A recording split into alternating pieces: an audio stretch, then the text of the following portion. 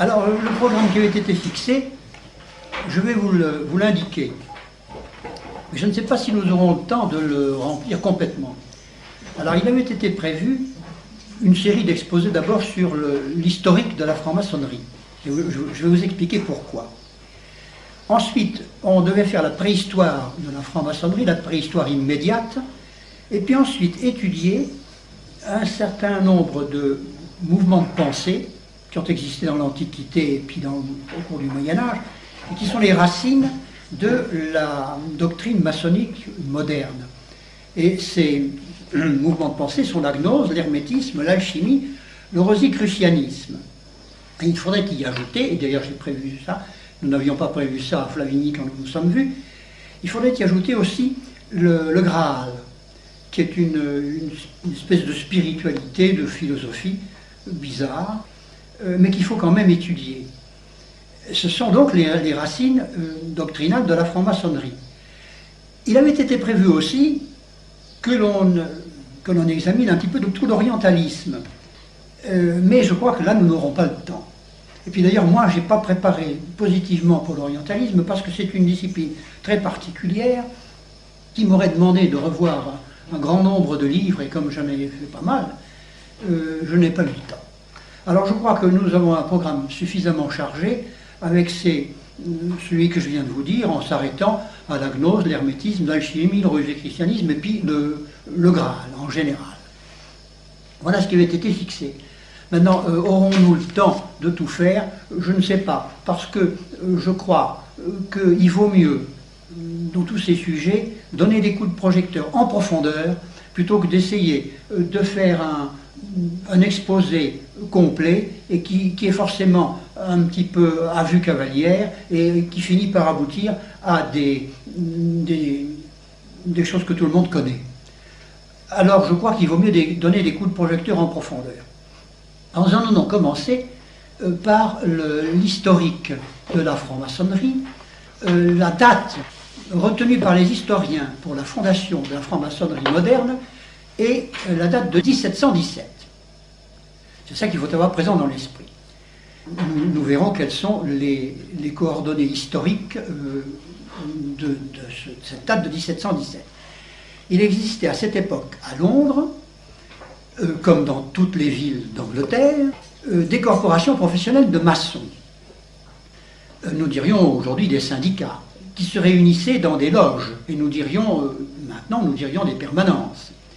Alors il existait 4 de ces loges maçonniques à Londres, qui, pour des raisons que je ne comprends pas très bien, végétaient. Elles n'avaient presque plus d'adhérents, elles n'avaient plus de finances, elles végétaient. Et alors en 1717, elles ont été réunies, dans des circonstances que nous allons voir, pour former une seule et même grande loge. 4 loges qui forment une grande loge, à la suite d'une évolution que nous allons voir. À l'occasion de cette réunion, le statut professionnel a été modifié, et d'opérative qu'elle était, la franc-maçonnerie est devenue idéologique, et on dit qu'elle est devenue spéculative. Alors, l'histoire de la franc-maçonnerie, c'est l'histoire de la franc-maçonnerie spéculative. Et elle a donc une préhistoire qui est une préhistoire opérative. Alors, nous allons jeter un petit coup d'œil sur cette préhistoire opérative de la franc-maçonnerie, c'est-à-dire avant la date fatidique de 1717. Il y avait donc des corporations de métiers, et qui avaient un caractère essentiel, d'ailleurs, du point de vue initiatique, c'est intéressant, qu'elle n'avait qu'un seul grade, c'était un seul véritable grade, celui de compagnon. L'apprenti était une situation de candidature, on entrait apprenti à l'âge de 14 ans après l'autorisation des parents, on s'inscrivait donc dans une loge. Quant au grade de maître, c'était plutôt une fonction, c'était un primus inter pares. Il n'y avait qu'un seul véritable grade qui comportait un serment, qui comportait des engagements à respecter des règlements, n'est-ce pas? C'était une initiation, tout ce qu'il y a de plus profane, et qui n'avait rien de mystique. Mais enfin, il y avait quand même une espèce de cérémonie que les maçons spéculatifs vont s'empresser de garder parce que ça va leur donner quelque chose de précieux, ça va leur donner de l'ancienneté. Enfin, ça, nous y reviendrons. Il y avait donc une cérémonie d'admission pour passer d'apprenti, situation d'attente, à la situation de compagnon. Alors là, on faisait la lecture d'un règlement, on donnait le récit des légendes de l'ordre, en y croyant plus ou moins d'ailleurs. On énumérait les grands maçons, n'est-ce pas? On commençait par la tour de Babel, ensuite il y avait Euclide, et puis ensuite les architectes du temple, et puis ensuite venait la prestation du serment. Ces règlements ont été en partie conservés. Mais nous verrons qu'à un moment donné, il a fallu s'en débarrasser pour des raisons que nous allons voir. On connaît les règlements des 4 loges londoniennes qui ont été réunies en une seule et même grande loge. Alors, Desaguliers, qui est un des fondateurs de la franc-maçonnerie, avec Anderson, Desaguliers et Anderson, sur lesquels nous reviendrons, Desaguliers, à un moment donné, en 1717, c'est-à-dire 2 ans après la fondation, le jour de la nativité de Saint Jean-Baptiste, a pris sur lui de brûler les rituels professionnels anciens, des rituels professionnels, qui n'avaient rien de mystique, mais enfin qui étaient, on pouvait, dans une certaine mesure, dire initiatiques. Il les a brûlés parce que, ils étaient trop catholiques. Et lui, comme il était protestant, et qu'il était un des premiers maçons, il a éprouvé le besoin de brûler les souvenirs du catholicisme à l'origine de la franc-maçonnerie. Parce que ce qu'il voulait faire, c'était quelque chose d'entièrement nouveau. Alors du coup, il a brûlé aussi des choses que les francs-maçons ont beaucoup regrettées par la suite, ce sont les landmarks. Alors les landmarks, ils ont couru à la pêche des landmarks un peu partout parce que ça donnait de l'ancienneté, et puis comme ils sont très traditionnels, au sens profane du mot, au sens matériel du mot, ils auraient voulu récupérer les landmarks. Mais enfin, Desaguliers les avait brûlés, puis il n'y avait plus rien à faire, on les a pu retrouver. Les landmarks, L-A-N-D, trait d'union, M-A-R-K. C'est-à-dire les jalons de campagne. Probablement des règlements, tout ce qu'il y a de plus profane, ce n'est pas des règles de conduite dans cantonnement, des choses comme ça. D'ailleurs, nous allons voir tout ça. En plus des apprentis, des compagnons et des maîtres, dans les loges opératives de Londres, les anciennes loges avant 1717, il y avait ce qu'on appelait des membres d'honneur, qui étaient des francs-maçons acceptés. Alors ça, c'est intéressant de noter les francs-maçons acceptés, parce que c'était des gens qui étaient des intellectuels, qui ne savaient pas bien où se réunir, où aller, et alors ils s'étaient agglutinés à des loges maçonniques, parce que ça leur servait de club qui leur permettait d'échapper à l'Inquisition et d'échapper à la police royale.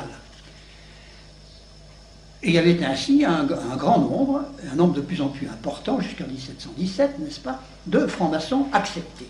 Alors le plus célèbre, on peut déjà le noter, si vous voulez, c'est Elias Ashmole. Elias Ashmole. Et donc des francs-maçons acceptés. Alors la nature de l'initiation est une nature absolument nous dirons opérative, n'est-ce pas? Il y en a un qui a pas mal étudié cette question-là, mais il n'est pas très sûr dans son orientation, c'est Marquès Rivière, c'est un drôle de bonhomme, il a écrit beaucoup sur la franc-maçonnerie, mais enfin je ne garantis pas que son jugement soit bon en tout. En tous les cas, il fait bien remarquer que l'initiation avant 1717 était strictement réglementaire, professionnelle, maçonnique au sens matériel du mot, et qu'elle n'avait rien de spéculatif. Nous arrivons donc à la date de 1717, et il faut savoir ce qui se passait à peu près en Europe, en tous les cas en France et en Angleterre à peu près à ce moment-là. 1717, c'est pas loin de la mort de Louis XIV. Louis XIV est mort en 1715. On venait de finir la guerre de succession d'Espagne, ce qui est très important pour l'avenir de la franc-maçonnerie en Angleterre. On venait de finir la guerre de succession d'Espagne qui avait fini en 1713. Elle avait été terminée par la paix d'Utrecht, par laquelle la couronne d'Espagne reste sur la tête de Philippe V, qui est petit-fils de Louis XIV, conformément au testament de Georges II, roi d'Espagne, dernier descendant de Charles Quint. Voilà. C'est-à-dire qu'elle passe donc sur la tête de Philippe V au lieu de passer sur la tête de l'archiduc Charles, lequel d'ailleurs entre-temps était devenu empereur d'Allemagne. Par conséquent, c'était une bonne opération pour la France. que de ne pas avoir un roi d'Espagne qui était en même temps empereur d'Allemagne, comme du temps de Charles Quint, on avait tellement eu à lutter contre cette hégémonie. Hégémonie qui avait d'ailleurs été, je vous le signale, favorisée par les jésuites, lesquels ne croyaient pas à la réalité surnaturelle de la Sainte Ampoule. Et alors ils avaient beaucoup favorisé Charles Quint et les Habsbourg, justement parce qu'ils ne comprenaient pas, ils ne ressentaient pas la prééminence de la couronne royale française sur les couronnes royales européennes. C'était une chose qui leur manquait, ils ne voyaient pas ça. Alors en France, c'était donc le moment de la Régence. 1717, c'est la Régence de Philippe d'Orléans. Et alors en Angleterre, en 1714 était morte la reine Anne Stuart, la dernière reine de la maison des Stuarts. Mais les Stuarts conservaient encore, d'abord des nombreux et puissants partisans en Écosse et même en Angleterre, et surtout en Irlande. Et ils gardaient aussi un prétendant, qui était Jacques III, qui était le fils de Jacques II. Jacques II, en deuxième noces, avait épousé Marie d'Este. Et ils avaient eu comme fils Jacques III. Alors, en 1714, avait été déclaré roi d'Angleterre Georges Ier à la place de Jacques III Stuart.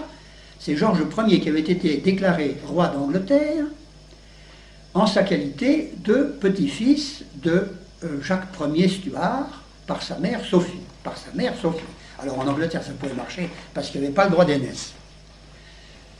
Et puis alors les femmes n'étaient pas exclues du trône, par le fait qu'il n'y avait pas le droit d'aînesse d'ailleurs. Georges Ier était en même temps électeur de Hanovre. Alors avec l'accession au pouvoir de Georges Ier, nous arrivons au premier des Hanovres, c'est la dynastie de Hanovre. Alors il fut donc proclamé roi d'Angleterre, mais alors les jacobites d'Écosse, d'Angleterre et surtout d'Irlande se déclarèrent hostiles à Georges Ier.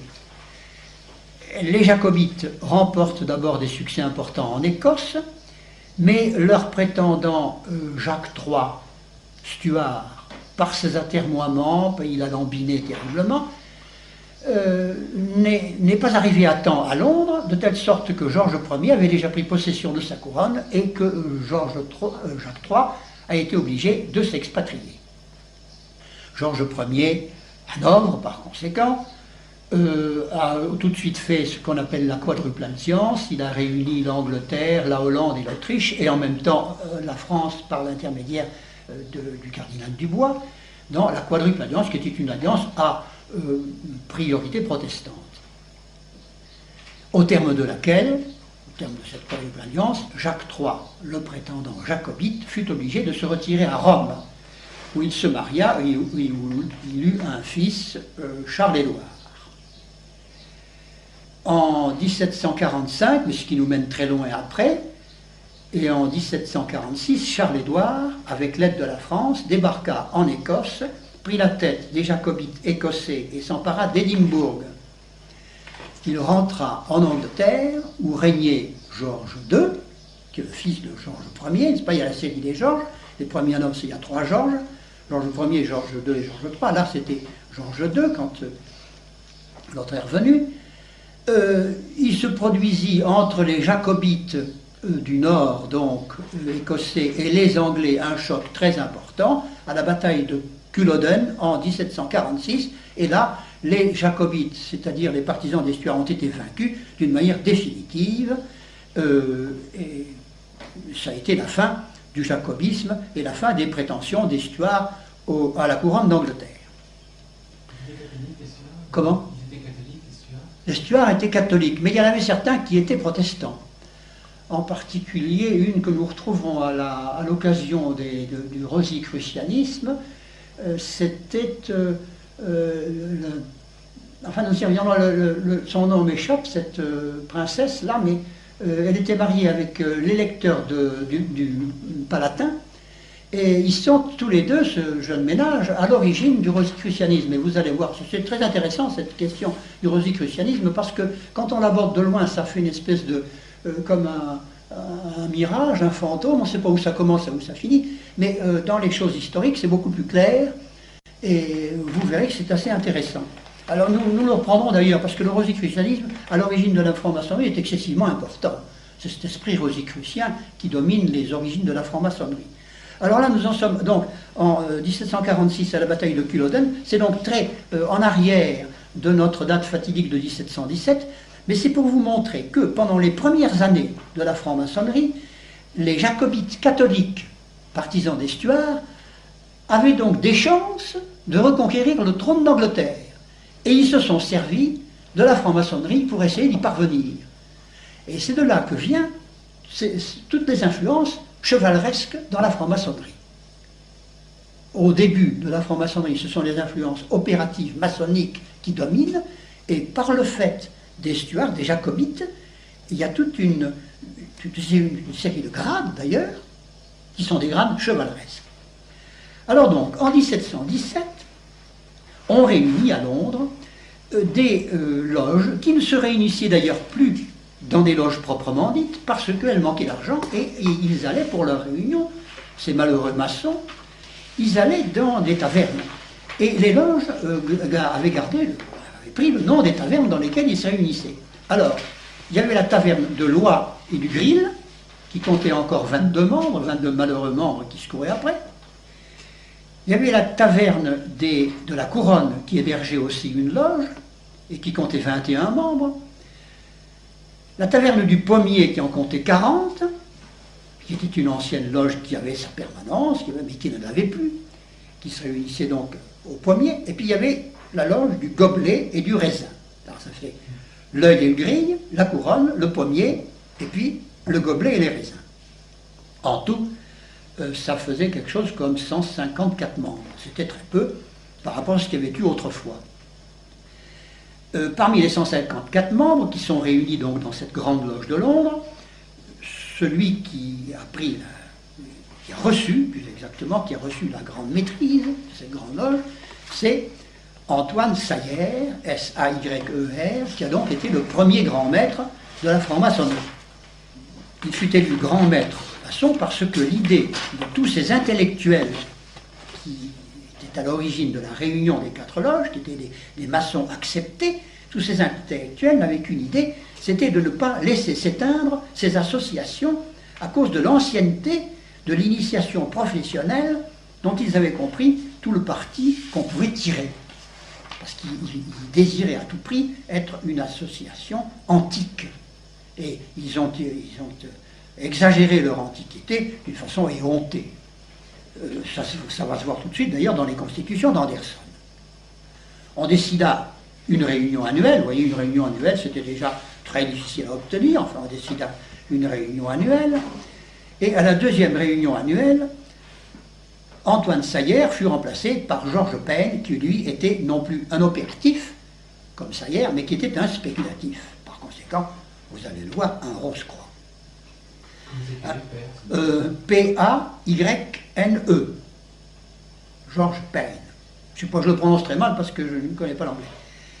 Alors, Georges Payne décida deux choses. D'abord, l'archivage de ce que l'on appelle les old charges, c'est-à-dire les vieux règlements, dont nous allons voir tout à l'heure que Desaguliers les a brûlés, parce que c'était eux qui contenaient les landmarks. Alors, archivage des old charges, et puis la rédaction de constitutions pour remplacer les old charges. Rédaction de constitution qu'on a confiée tout de suite à Anderson, lequel s'est fait aider par quelqu'un de beaucoup plus intelligent que lui, qui était Desaguliers.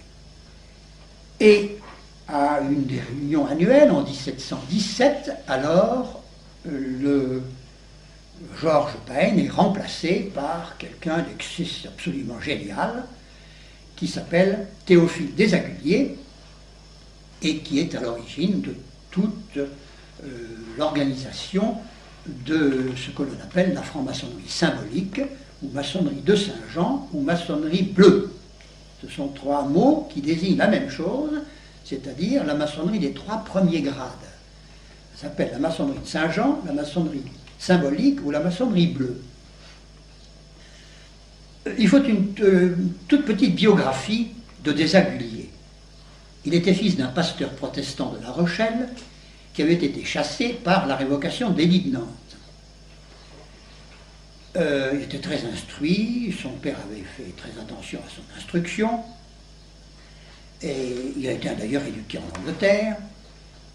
On note à son sujet qu'il était collaborateur et ami de Newton, qu'il avait un grand talent de pédagogue et d'organisateur, qu'il était un conférencier goûté, très spirituel, d'une activité inlassable, d'une ardeur prosélytique également inlassable. Et puis en politique, c'était un hanovérien, c'est-à-dire qu'il n'était pas partisan d'une monarchie à la Louis XIV, une monarchie sans parlement, mais que c'était au contraire un parlementariste. Le rôle de Desaguliers dans la fondation et dans l'organisation de la franc-maçonnerie primitive est absolument primordial. Il en a été le principal artisan. Et il en resta le grand maître jusqu'en 1742. Par conséquent, il a eu un long règne maçonnique. 1719 à 1742, ça fait un bail. Alors donc, avec Anderson, qui avait été désigné par Georges Payne, ils ont donc rédigé les constitutions et ils ont participé à la rédaction des rituels des 3 premiers grades, parce qu'il y a bien un rituel opératif, mais vous pensez, il a fallu améliorer tout ça pour lui rendre, pour lui donner une allure véritablement initiatique d'ordre spirituel, d'ordre, nous dirons, mystique au sens de la fausse mystique. C'est tout à fait ça, n'est-ce pas? Il faut examiner naturellement les constitutions d'Anderson. Elles ont été remaniées en 1723, puis en 1738. Mais enfin, ces remaniements n'ont pas ajouté grand-chose, n'ont pas modifié grand-chose. La première rédaction reste la plus fondamentale, et c'est d'ailleurs de celle-là que s'est inspiré le pape quand il a foudroyé, il faut dire comme ça, l'encyclique, d'ailleurs c'était une encyclique in eminenti, qui était la première l'encyclique d'interdiction de la franc-maçonnerie, où d'emblée on s'aperçoit que le Saint-Siège avait vu très clair dans toutes ces histoires-là. Ils ont donné quelques raisons à leur interdiction qui étaient des raisons assez superficielles, mais ils ont laissé très bien entendre dans sa rédaction, dans le texte même de l'encyclique, on voit très bien qu'il y avait des raisons plus profondes qui n'ont pas voulu indiquer, probablement parce qu'ils étaient un peu compromettantes pour leurs sources, les gens qui les avaient renseignés, mais on voit qu'ils ne s'étaient pas du tout fait des illusions sur le caractère de fausse mystique qui régnait dans tout ça, parce que c'est certain. Quand nous étudierons, enfin si nous avons le temps d'y arriver, les réactions à cette organisation maçonnique, nous verrons que le Saint-Siège ne s'est fait aucune illusion. Et d'ailleurs pas plus que les polices royales, en France en particulier.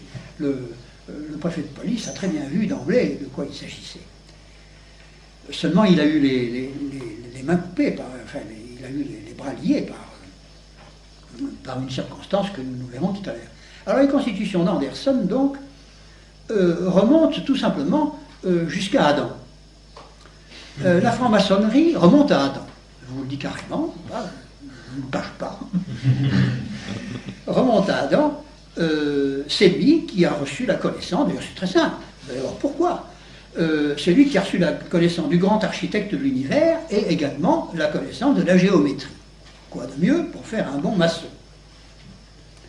Adam a retransmis sa science maçonnique à ses fils, puis elle est passée à Noé, elle est passée aux Égyptiens, elle est passée à Salomon et à ses architectes, elle est passée aux Grecs, aux Romains, et puis elle est passée aux Saxons, bien entendu. Et même, précision extrêmement curieuse et extrêmement importante, la révélation maçonnique d'Adam est passée à l'extrême Thulé. L'extrême Thulé, T-H-U-L-E. Thulé. Alors ça c'est très important, parce que le mot de Thulé recouvre toujours le messianisme nordique. Alors ça, c'est extrêmement curieux de voir que ça existe déjà dans les constitutions d'Anderson. Car la maçonnerie va être à l'origine de tout cet impérialisme nordique auquel on va assister d'abord avec le goût de l'hégémonie des anglo-saxons. Et puis ensuite, c'est ça qui va donner naissance au pangermanisme, lequel est né dans les loges, et lequel se réclame de Thulé.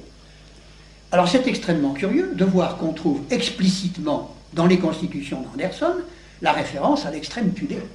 C'est un nom de lieu, une personne? C'est un nom d'une île, c'est l'ancien nom de l'Islande, de l'Irlande. C'est l'ancien nom de l'Irlande, Thulé. Alors dans les légendes plus ou moins chevaleresques, on donne aussi le nom de Thulé à des îles diverses pour leur donner un caractère plus mystérieux. Par exemple, les Allemands prétendent que ce n'est pas l'Irlande, que c'est Helgoland, qui est à l'embouchure de l'Elbe, un peu en amont, en aval, enfin dans la mer. C'est tout à fait à l'embouchure du côté de Cuxhaven, par là, du côté de Hambourg, enfin après Brême, mais Hambourg. Une île qui est une espèce d'énorme caillou, un plateau de 100 ou 150 mètres de haut, recouvert de bruyères. Je ne sais pas, ça a peut-être 1 kilomètre de côté et 2 kilomètres de l'autre côté. Enfin, c'est très petit, mais ils pensent que c'est là. C'est pas habité d'ailleurs. Ils pensent que c'est là. Ils disent que c'est là, Thulé. Enfin, en réalité, c'est l'ancien nom de l'Irlande. Et alors, c'est la terre qui est réputée être la terre des hyperboréens. Et ça, ne croyez pas que, je ne dis pas que c'est vrai, mais c'est une référence que l'on voit chez des gens comme Guénon, qui ont la réputation d'être sérieux, et qui, dans un certain sens, du point de vue, si vous voulez, mystique, le sont, parce qu'ils suivent une filière qui livresquement est réelle, ils la suivent, ça aboutit à du vent, mais enfin, ils la suivent. Et c'est l'ancien nom, c'est le berceau de la mythologie scandinave. Thulé, c'est actuellement une ville du Groenland. Et oui, il y a une ville du Groenland qui a pris ce nom de Thulé, mais on pense que c'est un nom d'emprunt, un peu comme Venise, qui est le nom de Varne, n'est-ce pas? Il y a des noms comme ça qui se donnent, comme par exemple dans les environs de Lyon, il y a la ville de Pérouse, qui est aussi l'équivalent du Pérouse en Italie, voyez-vous. Alors, il y a des noms d'emprunt, mais ce n'est pas l'origine vraiment. Moi, je crois, d'après tous les gens, puis d'après les dictionnaires, qui généralement forment des compendiums assez précis, c'est l'ancien nom de l'Irlande. Alors, ça recouvre donc un messianisme nordique. C'était quoi les Moréens là, Alors, les hyperboréens, je pense que si nous y arrivons, nous aurons un petit chapitre, un petit paragraphe sur les hyperboréens. C'est une notion ancienne que tous ces subversifs reprennent parce qu'ils se raccrochent à quoi ils peuvent, vous comprenez. Comme ils n'ont rien de solide du point de vue surnaturel, ils prennent des trucs comme ça. Enfin, on les prend en flagrant délit, là. C'est un centre spirituel du monde. Vous savez qu'il y a la théorie des centres spirituels qui a été énormément développée par Guénon. Eh bien, justement, Thulé est un centre spirituel du monde, ce que j'appelle les hauts lieux, voyez-vous. Ils potassent beaucoup cette question des hauts lieux. Maintenant, ils les mélangent tous, d'ailleurs. Leur idée, c'est de tout mélanger. Alors voilà, Thulé en est un. C'est un centre spirituel du monde. Alors c'est à l'origine, à la fois, de la mystique anglo-saxonne, d'hégémonie mondiale, parce qu'ils pensent qu'ils rendent service à tout le monde en les commandant, n'est-ce pas? C'est tout à fait anglo-saxon, ça. Et puis alors, c'est également à l'origine du pangermanisme. Alors les constitutions d'Anderson s'inspirent donc servilement des old marks, des old charges, c'est-à-dire des anciens règlements, dans certaines parties pratiques du comportement des maçons, du comportement qu'on leur conseille. Par exemple, on leur dit gravement, n'est-ce pas, dans les constitutions d'Anderson, qui ont quand même une vingtaine de pages, qu'il ne faut pas se livrer à des bouffonneries en réunion publique. Ça, c'était ce qu'on pouvait dire aux compagnons maçons. Il ne faut pas se pocharder non plus, dans les banquets, dans les trucs comme ça. Ça, c'est fait partie des old charges. On comprend bien que ah oui, ils ont produit, ils étaient bien contents d'avoir des choses anciennes sur lesquelles se fonder leur affaire. Alors, ces emprunts très abondants aux old charges n'avaient pas d'utilité positive au XVIIIe siècle, mais elles avaient l'utilité psychologique de conserver aux constitutions une allure très opérative. C'est ça qu'ils ont voulu potasser au début. Et de concrétiser ainsi l'ancienneté de la confrérie. Alors la position à l'égard de la religion est également très importante dans les constitutions d'Anderson. Alors là, je vous lis le texte parce qu'il est souvent reproduit et il faut absolument s'y référer. Dans les anciens temps, dit le texte, les maçons étaient obligés, dans chaque pays, de professer la religion de leur patrie ou nation, quelle qu'elle fût. Mais aujourd'hui, laissant à eux-mêmes leur opinion particulière, on trouve plus propre, plus à propos, de les obliger seulement à suivre la religion sur laquelle tous les hommes sont d'accord. La religion sur laquelle tous les hommes sont d'accord. Elle consiste à être bon, sincère, modeste, gens d'honneur, par quelques dénominations ou croyances particulières qu'on puisse être distingué. C'est traduit à l'ancienne, n'est-ce pas? D'où il s'ensuit que la maçonnerie est le centre d'union et le moyen de concilier une sincère amitié parmi des personnes qui n'auraient jamais pu, sans cela, se rendre familières entre elles. Fin de citation provisoire.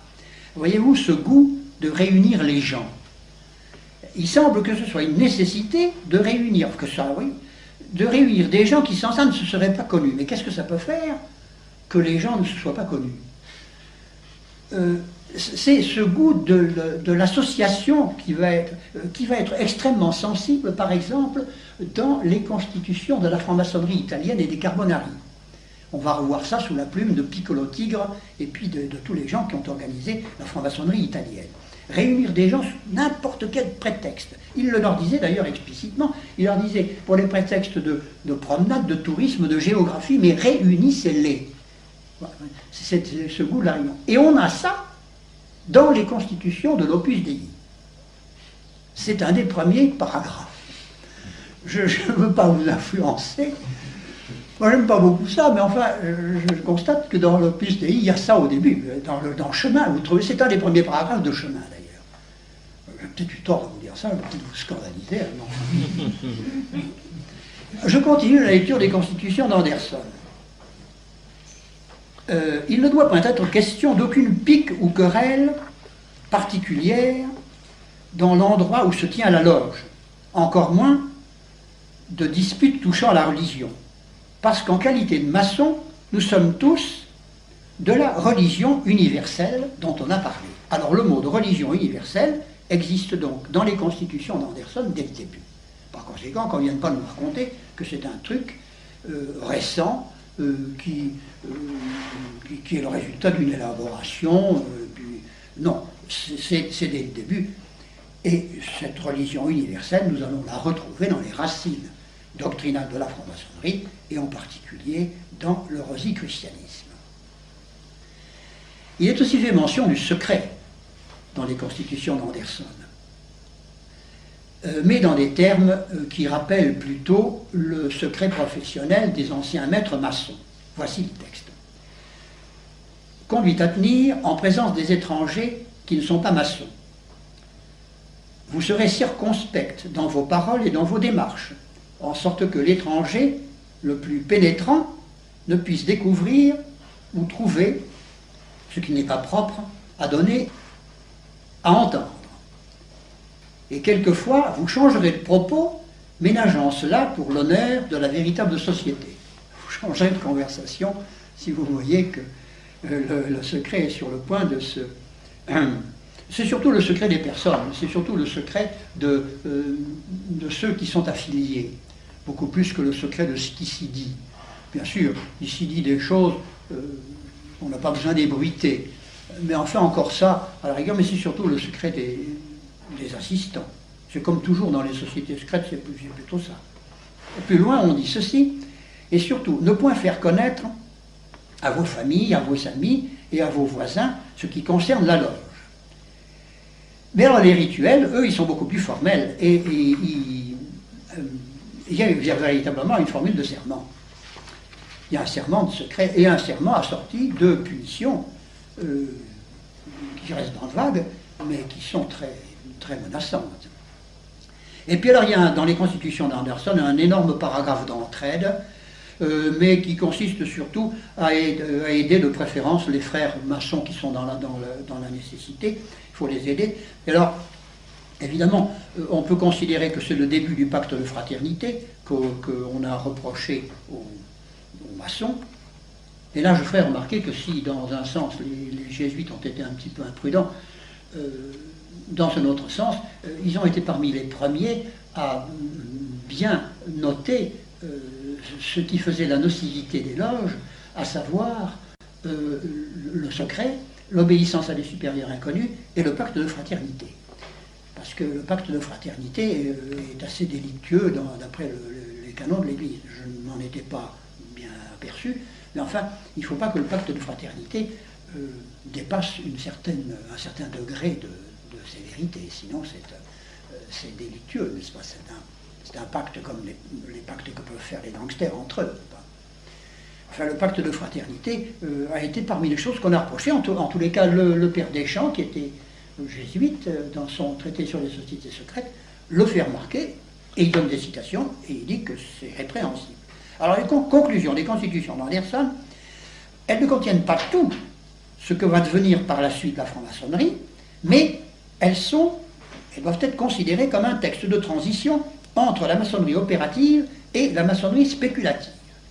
Alors par la suite, on y a pas mal rajouté, mais elles contiennent déjà l'essentiel.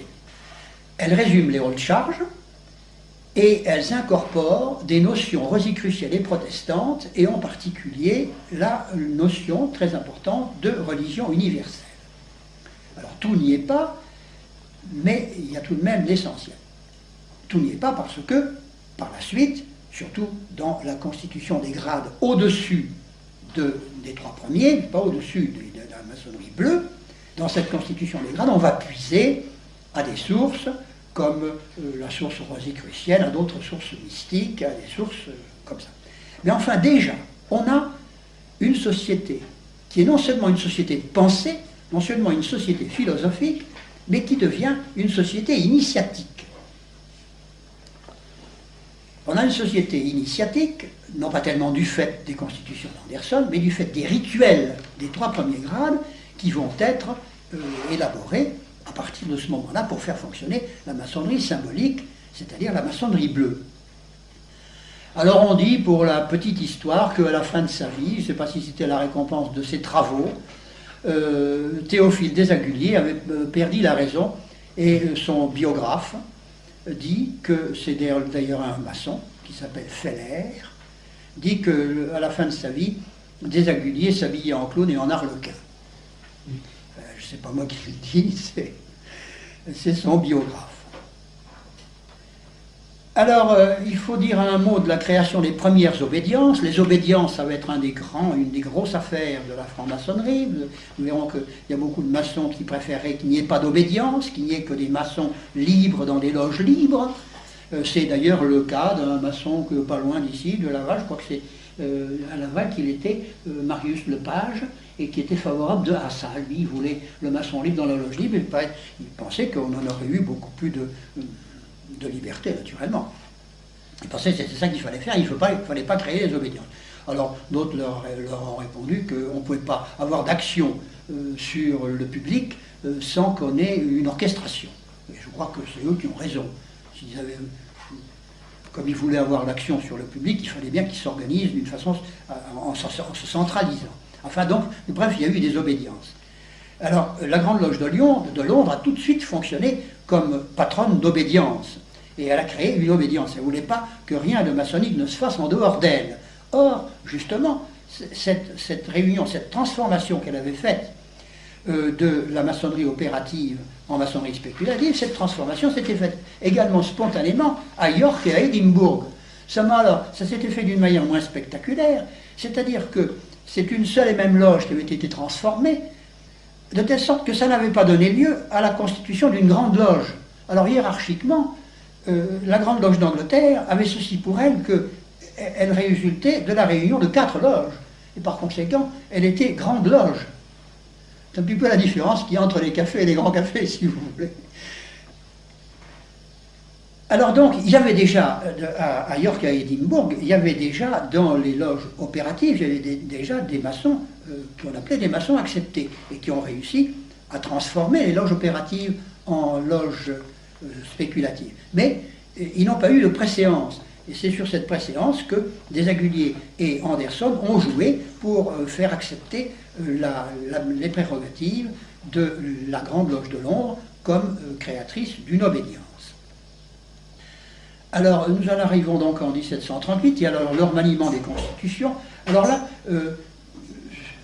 ça a été remanié dans un sens, non pas libéral, mais au contraire dans un sens anglican. Et on a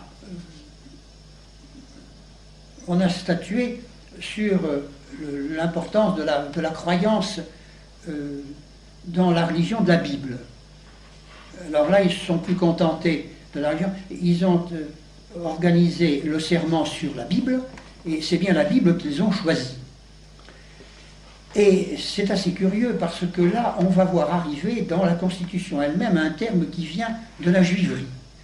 Pour la première fois, on va voir des influences nettement juives. En ceci, voilà le remaniement qui a été fait concernant la religion que doivent pratiquer les francs-maçons.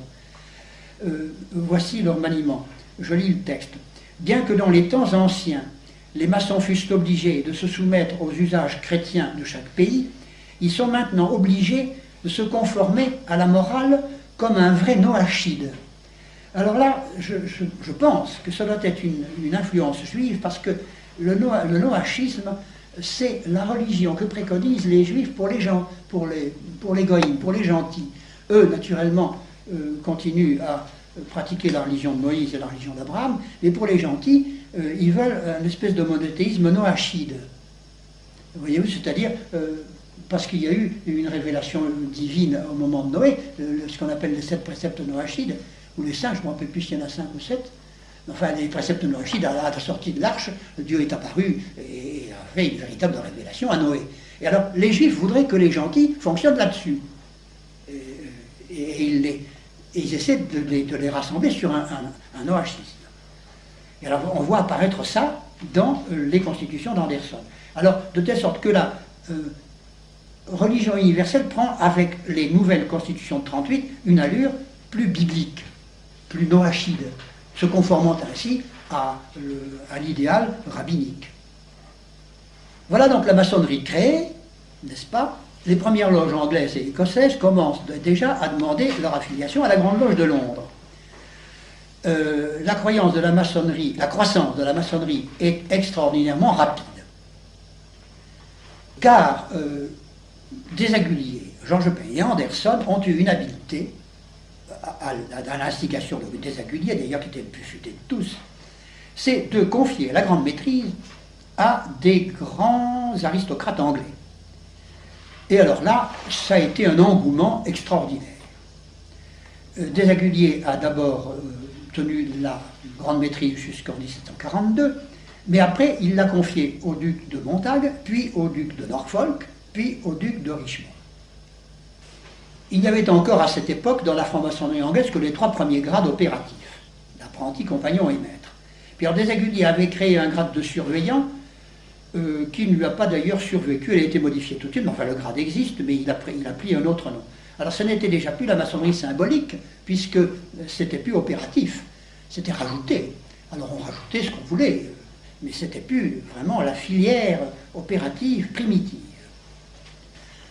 Pour bien comprendre l'évolution postérieure de la franc-maçonnerie anglaise, et même européenne, il faut en arriver à un certain nombre de considérations historiques, mais ça, ces considérations historiques, figurez-vous que je les ai fait sauter parce qu'elles nous auraient amené beaucoup trop loin, et puis ça nous aurait fait perdre notre temps, et c'est pas la peine, puisqu'on fait l'histoire de la maçonnerie, de faire l'histoire de l'Angleterre, vous comprenez.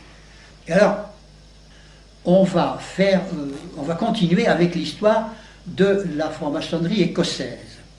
Le phénomène de transformation de la franc-maçonnerie opérative en franc-maçonnerie spéculative ne s'est pas produit uniquement à Londres, n'est-ce pas? Nous voyons qu'il y avait des francs-maçons acceptés qui ont fait régner un esprit rosicrucien, mais qui ont également introduit des rivalités entre Londres et cet esprit rosicrucien. Londres qui était plus ex-opératif, et l'esprit écossais d'Édimbourg, et qui était un esprit plus chevaleresque, qui se ressentait des désirs d'abord vague, mais ensuite très précis, d'utiliser la franc-maçonnerie pour restaurer les stuarts. Et le grand ouvrier, ça a été le chevalier Michel de Ramsay. Alors, une toute petite biographie de Ramsay, d'abord.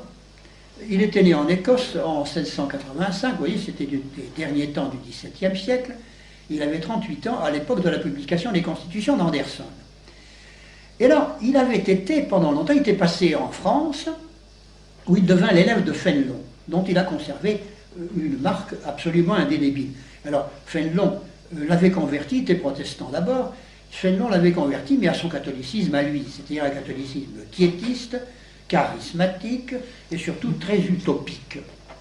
Et Ramsay fut le secrétaire de Madame Guillon, tout simplement. Il avait été le précepteur des enfants de Bouillon, les enfants de Turenne, et puis le précepteur de Charles-Édouard, qui était justement le prétendant stuartiste, le prétendant des Stuarts. Et en 1728, il retourna en Angleterre avec le projet de fonder une maçonnerie nouvelle, une maçonnerie alors d'orientation catholique dont il se serait servi pour le rétablissement des Stuarts. Et alors, ce Ramsay était très catholique, bruyamment, ardemment, et il était aussi bruyamment papiste. Et il pensait raisonnable, il pensait possible de convertir par des raisonnements, de convertir l'athée en déiste, le déiste en chrétien et le chrétien en catholique. Il avait une grande ardeur prosélytique, il se faisait un peu des illusions. Et en 1736, il prononça le fameux discours de Ramsay, auquel tous les maçons se réfèrent quand ils veulent introduire des choses plus chevaleresques dans la franc-maçonnerie. Et c'est de ce discours de Ramsay qu'on s'est inspiré toutes les fois qu'on a voulu restaurer des souvenirs templiers. C'est lui qui est à l'origine de la maçonnerie templière, ce Ramsay. Alors il a introduit une notion qui n'est plus opérative des maçons d'autrefois, mais qui est une maçonnerie de style templier. Et alors à ce sujet-là, je voudrais vous faire un parallèle. Voyez, les maçons se sont pervertis, sont devenus spéculatifs au moment où ce métier de maçon a été exercé par des gens qui n'étaient pas des professionnels et qui sont devenus des maçons d'honneur, des maçons donc spéculatifs, acceptés. Eh bien, un phénomène analogue s'était produit avec la chevalerie, quand on avait associé aux ordres de chevalerie des gens qui ne pratiquaient pas le métier des armes. Et c'était ceux qui étaient devenus les bacheliers, c'est-à-dire les bas chevaliers. Il y avait eu donc une perversion là. Et ces deux perversions, maçonniques d'un côté et chevaleresques de l'autre, se sont retrouvées dans les rangs de la franc-maçonnerie et les rangs des loges. C'est assez curieux de voir que ces deux déviations se sont finalement réunies. Parce qu'évidemment, ce n'est pas une bonne chose que soient nommés chevaliers des gens qui ne pratiquent pas le métier des armes. Chacun son métier, n'est-ce pas? C'est comme les prêtres qui veulent faire être trop militaires, ça ne va pas, ça. Il faut être l'un ou l'autre. Et bien, là, on a eu une perversion. Et, enfin, je ne veux pas me lancer dans des digressions trop grandes, et puis surtout dans des généralités qui, finalement, ne sont pas très concrètes. Alors, le discours de Ramsay, il faut tout de même l'étudier un peu. Je cite quelques-unes de ses phrases. Le monde entier est une grande république. Alors, je trouve que pour un papiste et pour un royaliste, c'est tout de même un peu rigolo de commencer son discours comme ça. Le monde entier est une grande république, dont chaque nation est une famille et chaque particulier un enfant. Nous voulons réunir tous les hommes d'un esprit éclairé, de mœurs douces, d'une humeur égale, par de grands principes de vertu, de science et de religion, où toutes les nations peuvent puiser des connaissances solides et où les sujets de tous les royaumes, etc., enfin, il y a une grande déclaration d'utopie comme ça, de réunion de tout le monde en un seul machin qui marcherait bien parce que ça serait un grand truc où tout le monde serait d'accord. C'est tout à fait l'utopie à la manière de Télémaque et de Fénelon. Venait ensuite une partie rituelique, n'est-ce pas, où Ramsay prétendait détacher le nouvel ordre maçonnique de la filière opérative. Alors ça, c'est très important, et le rattacher à la filière chevaleresque. Et il disait ceci: le nom de maçon ne doit pas être pris dans un sens littéral, grossier et matériel, tout comme si les fondateurs de nos institutions, avaient été de simples ouvriers en pierre. Quelque temps après, à la période des croisades, oui, parce qu'il fait un historique, alors je fais des points de suspension, quelque temps après, à la période des croisades, notre ordre s'unit intimement avec les chevaliers de Saint-Jean de Jérusalem. Alors il rattache tout ça aux chevaliers templiers, n'est-ce pas, de Saint-Jean de Jérusalem.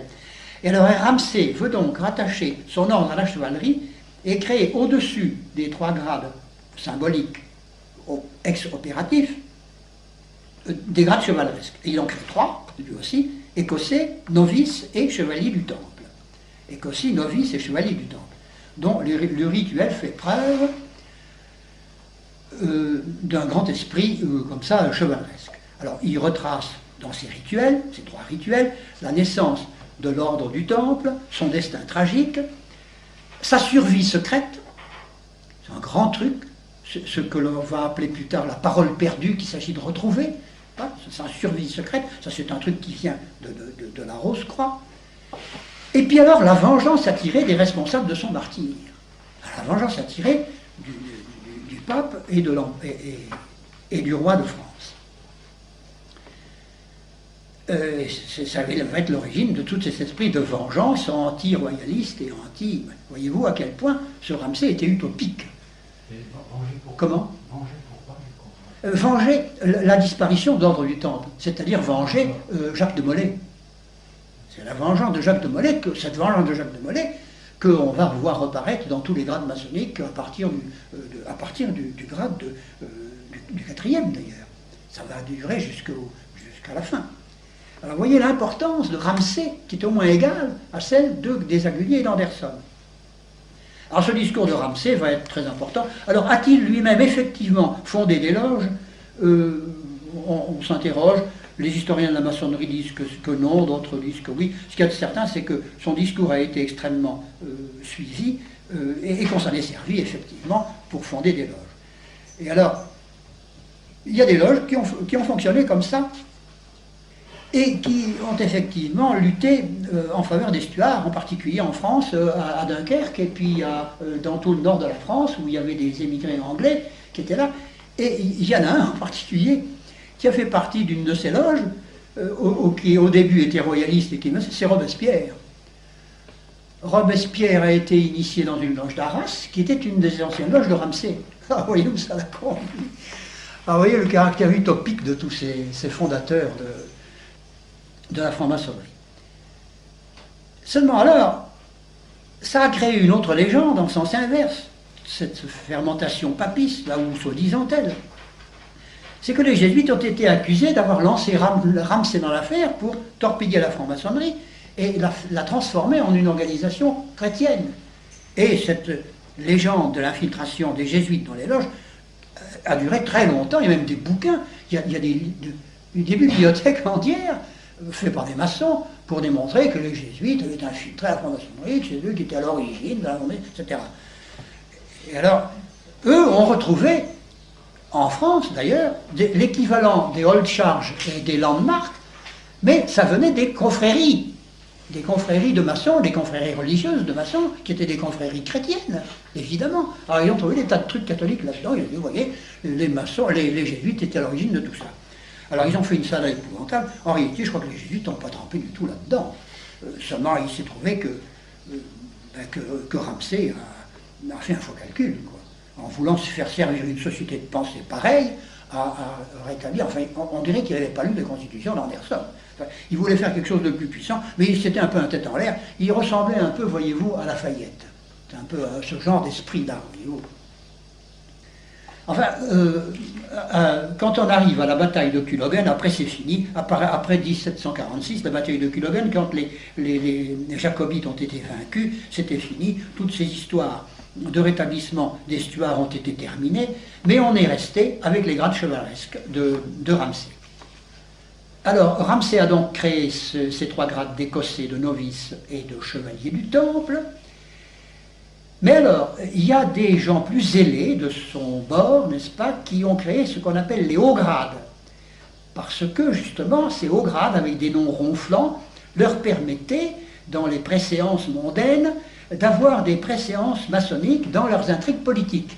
C'était très important parce que la maçonnerie avait un caractère mondain considérable, avec tous ces grands ces grands aristocrates anglais qui étaient là-dedans. Ça donnait une ambiance tout à fait mondaine. Alors ils avaient donc créé des hauts grades comme ça. Et après la défaite militaire de Culloden, donc, l'orientation catholique a été complètement oubliée, et on en est resté avec une maçonnerie de Ramsay, qui avait donc, avec une maçonnerie en général, n'est-ce pas, qui avait donc 3 séries de grades, les grades symboliques de la maçonnerie bleue, les grades chevaleresques de Ramsay, qui étaient au nombre de 3, et les hauts grades de l'écossisme, qui avait été fondé par un zèle excessif des intrigants écossais. Alors on va donc se trouver avec une organisation relativement complexe. Et alors tout ça, après la bataille de Culloden, qui a abouti à une grande déception de tous ces royalistes-là, tout le monde s'est affilié à la Grande Loge de Londres. Et finalement, toutes ces loges-là, qui avaient été primitivement indépendantes, qui avaient voulu reconquérir par la suite une indépendance, ont fini par revenir dans le giron de la Grande Loge de Londres, qui incontestablement était la mieux organisée, la plus réaliste, la plus empirique. Et parmi les notes de ce réalisme-là, on peut noter, n'est-ce pas, l'attachement aux rituels anciens, ex-opératifs, mais qui donnaient un aplomb à cette société, un aplomb incontestable. Eh bien, on va arrêter là, et puis nous reprendrons après.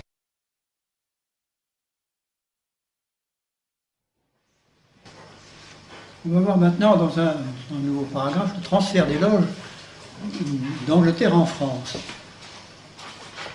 La première constatation importante qu'on en doit faire, c'est que les loges françaises sont d'importation anglaise. Il n'a pas été fait en France de loges à partir des organisations professionnelles de maçons opératifs, comme ça avait été le cas en Angleterre.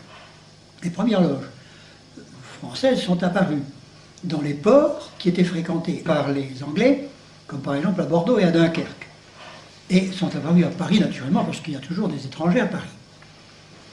Cette extension de la franc-maçonnerie en France présente 3 caractéristiques importantes qui suffisent à la dépeindre.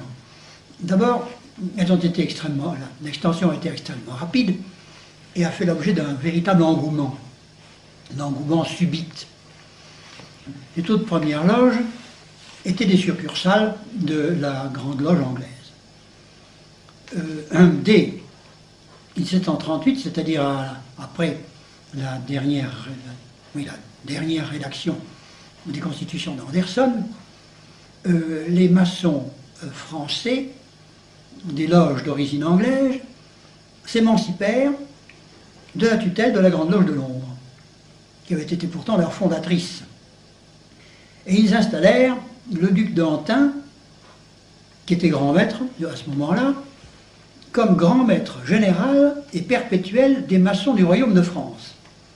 C'était une émancipation vis-à-vis de la Loge de Londres.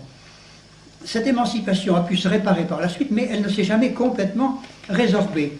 Mais le Grand Orient, actuellement, étant en disgrâce avec la Grande Loge de Londres.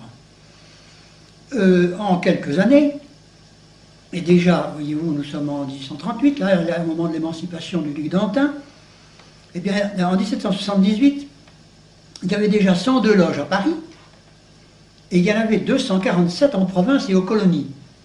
Ça faisait tout de même un total de 349 loges. Mais 10 ans après, plus exactement 9 ans après, en 1787, il y aura 700 loges en tout, dans le territoire que je viens de vous dire, là, c'est-à-dire la France et la France d'outre-mer, ce qui fait un total de 70 000 initiés de tout grade. Ceci 2 ans avant la Révolution.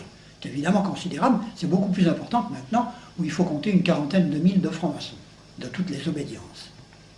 Donc, par conséquent, une très grande rapidité, un engouement considérable.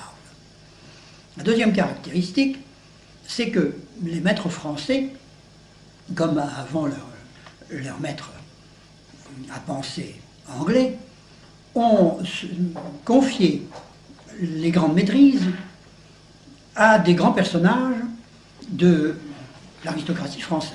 Après le duc d'Antin, ça a été Louis de Bourbon-Condé, qui était le comte de Clermont, puis le duc de Chartres, qui est le futur Philippe Égalité. À leur exemple, tous les autres grands personnages du royaume se précipitèrent dans les loges. Et c'est d'ailleurs un des épisodes les plus lamentables de l'histoire de France, qui, à mon avis, est plus important qu'une grande défaite militaire, au moins aussi important qu'une grande défaite militaire, de voir ces puissants personnages qui étaient les soutiens du régime et qui étaient si attachants par certains côtés, que nous continuons à aimer bien, et qui se sont engouffrés dans les loges comme des cervelets, et sans aucun discernement des esprits.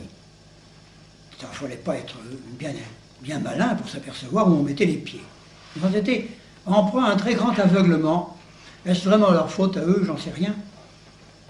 En tous les cas, à l'échelon provincial, l'engouement a été aussi important qu'à Paris, et ça a presque toujours été des grands aristocrates qui se sont mis à la tête de toutes ces loges, de ces 700 loges, n'est-ce pas? C'est extraordinaire. Et sans oublier d'ailleurs les clercs, car il y a beaucoup de clercs plus ou moins dévoyés qui se sont lancés dans les loges. Il y a eu pas mal de bénédictins, chose étrange, parce qu'ils auraient dû être à l'abri avec leur liturgie. Bien non. Ils sont assez fragiles finalement. Et il y en a un bénédictin d'Avignon qui a lui carrément, il a fondé un ordre. Il s'appelle les Illuminés d'Avignon. Ça n'a pas duré longtemps, mais enfin il s'est mis à la tête d'un ordre. Et d'ailleurs il a écrit des livres qui sont très intéressants, parce qu'évidemment il était très intelligent, comme tous ces clercs. Seulement il était aveuglé. Et la troisième caractéristique alors, c'est la réaction quasi immédiate de l'autorité royale et de l'autorité pontificale dans ses parties les plus responsables.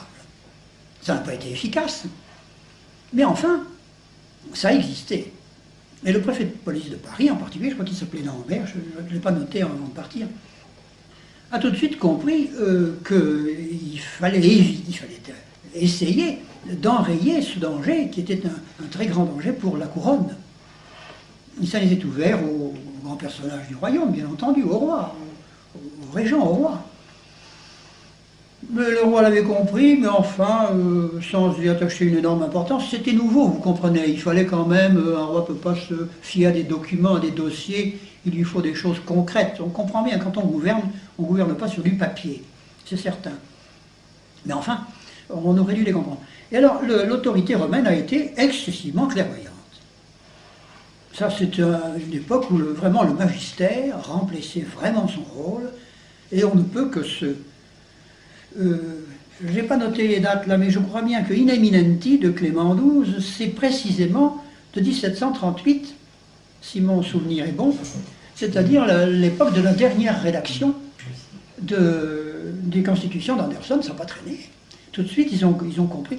Et Providas, alors de Benoît XIV, répète un petit peu ce qu'avait dit In Eminenti, en y ajoutant d'ailleurs l'autorité du pape régnant, et puis alors des menaces manifestant des dangers que peut-être Clément XII n'avait pas encore vus. Enfin, c'est une aggravation encore de ce Providas, c'est une aggravation de In Eminenti. Les motifs donnés d'ailleurs ne sont pas énumérés d'une façon parfaite.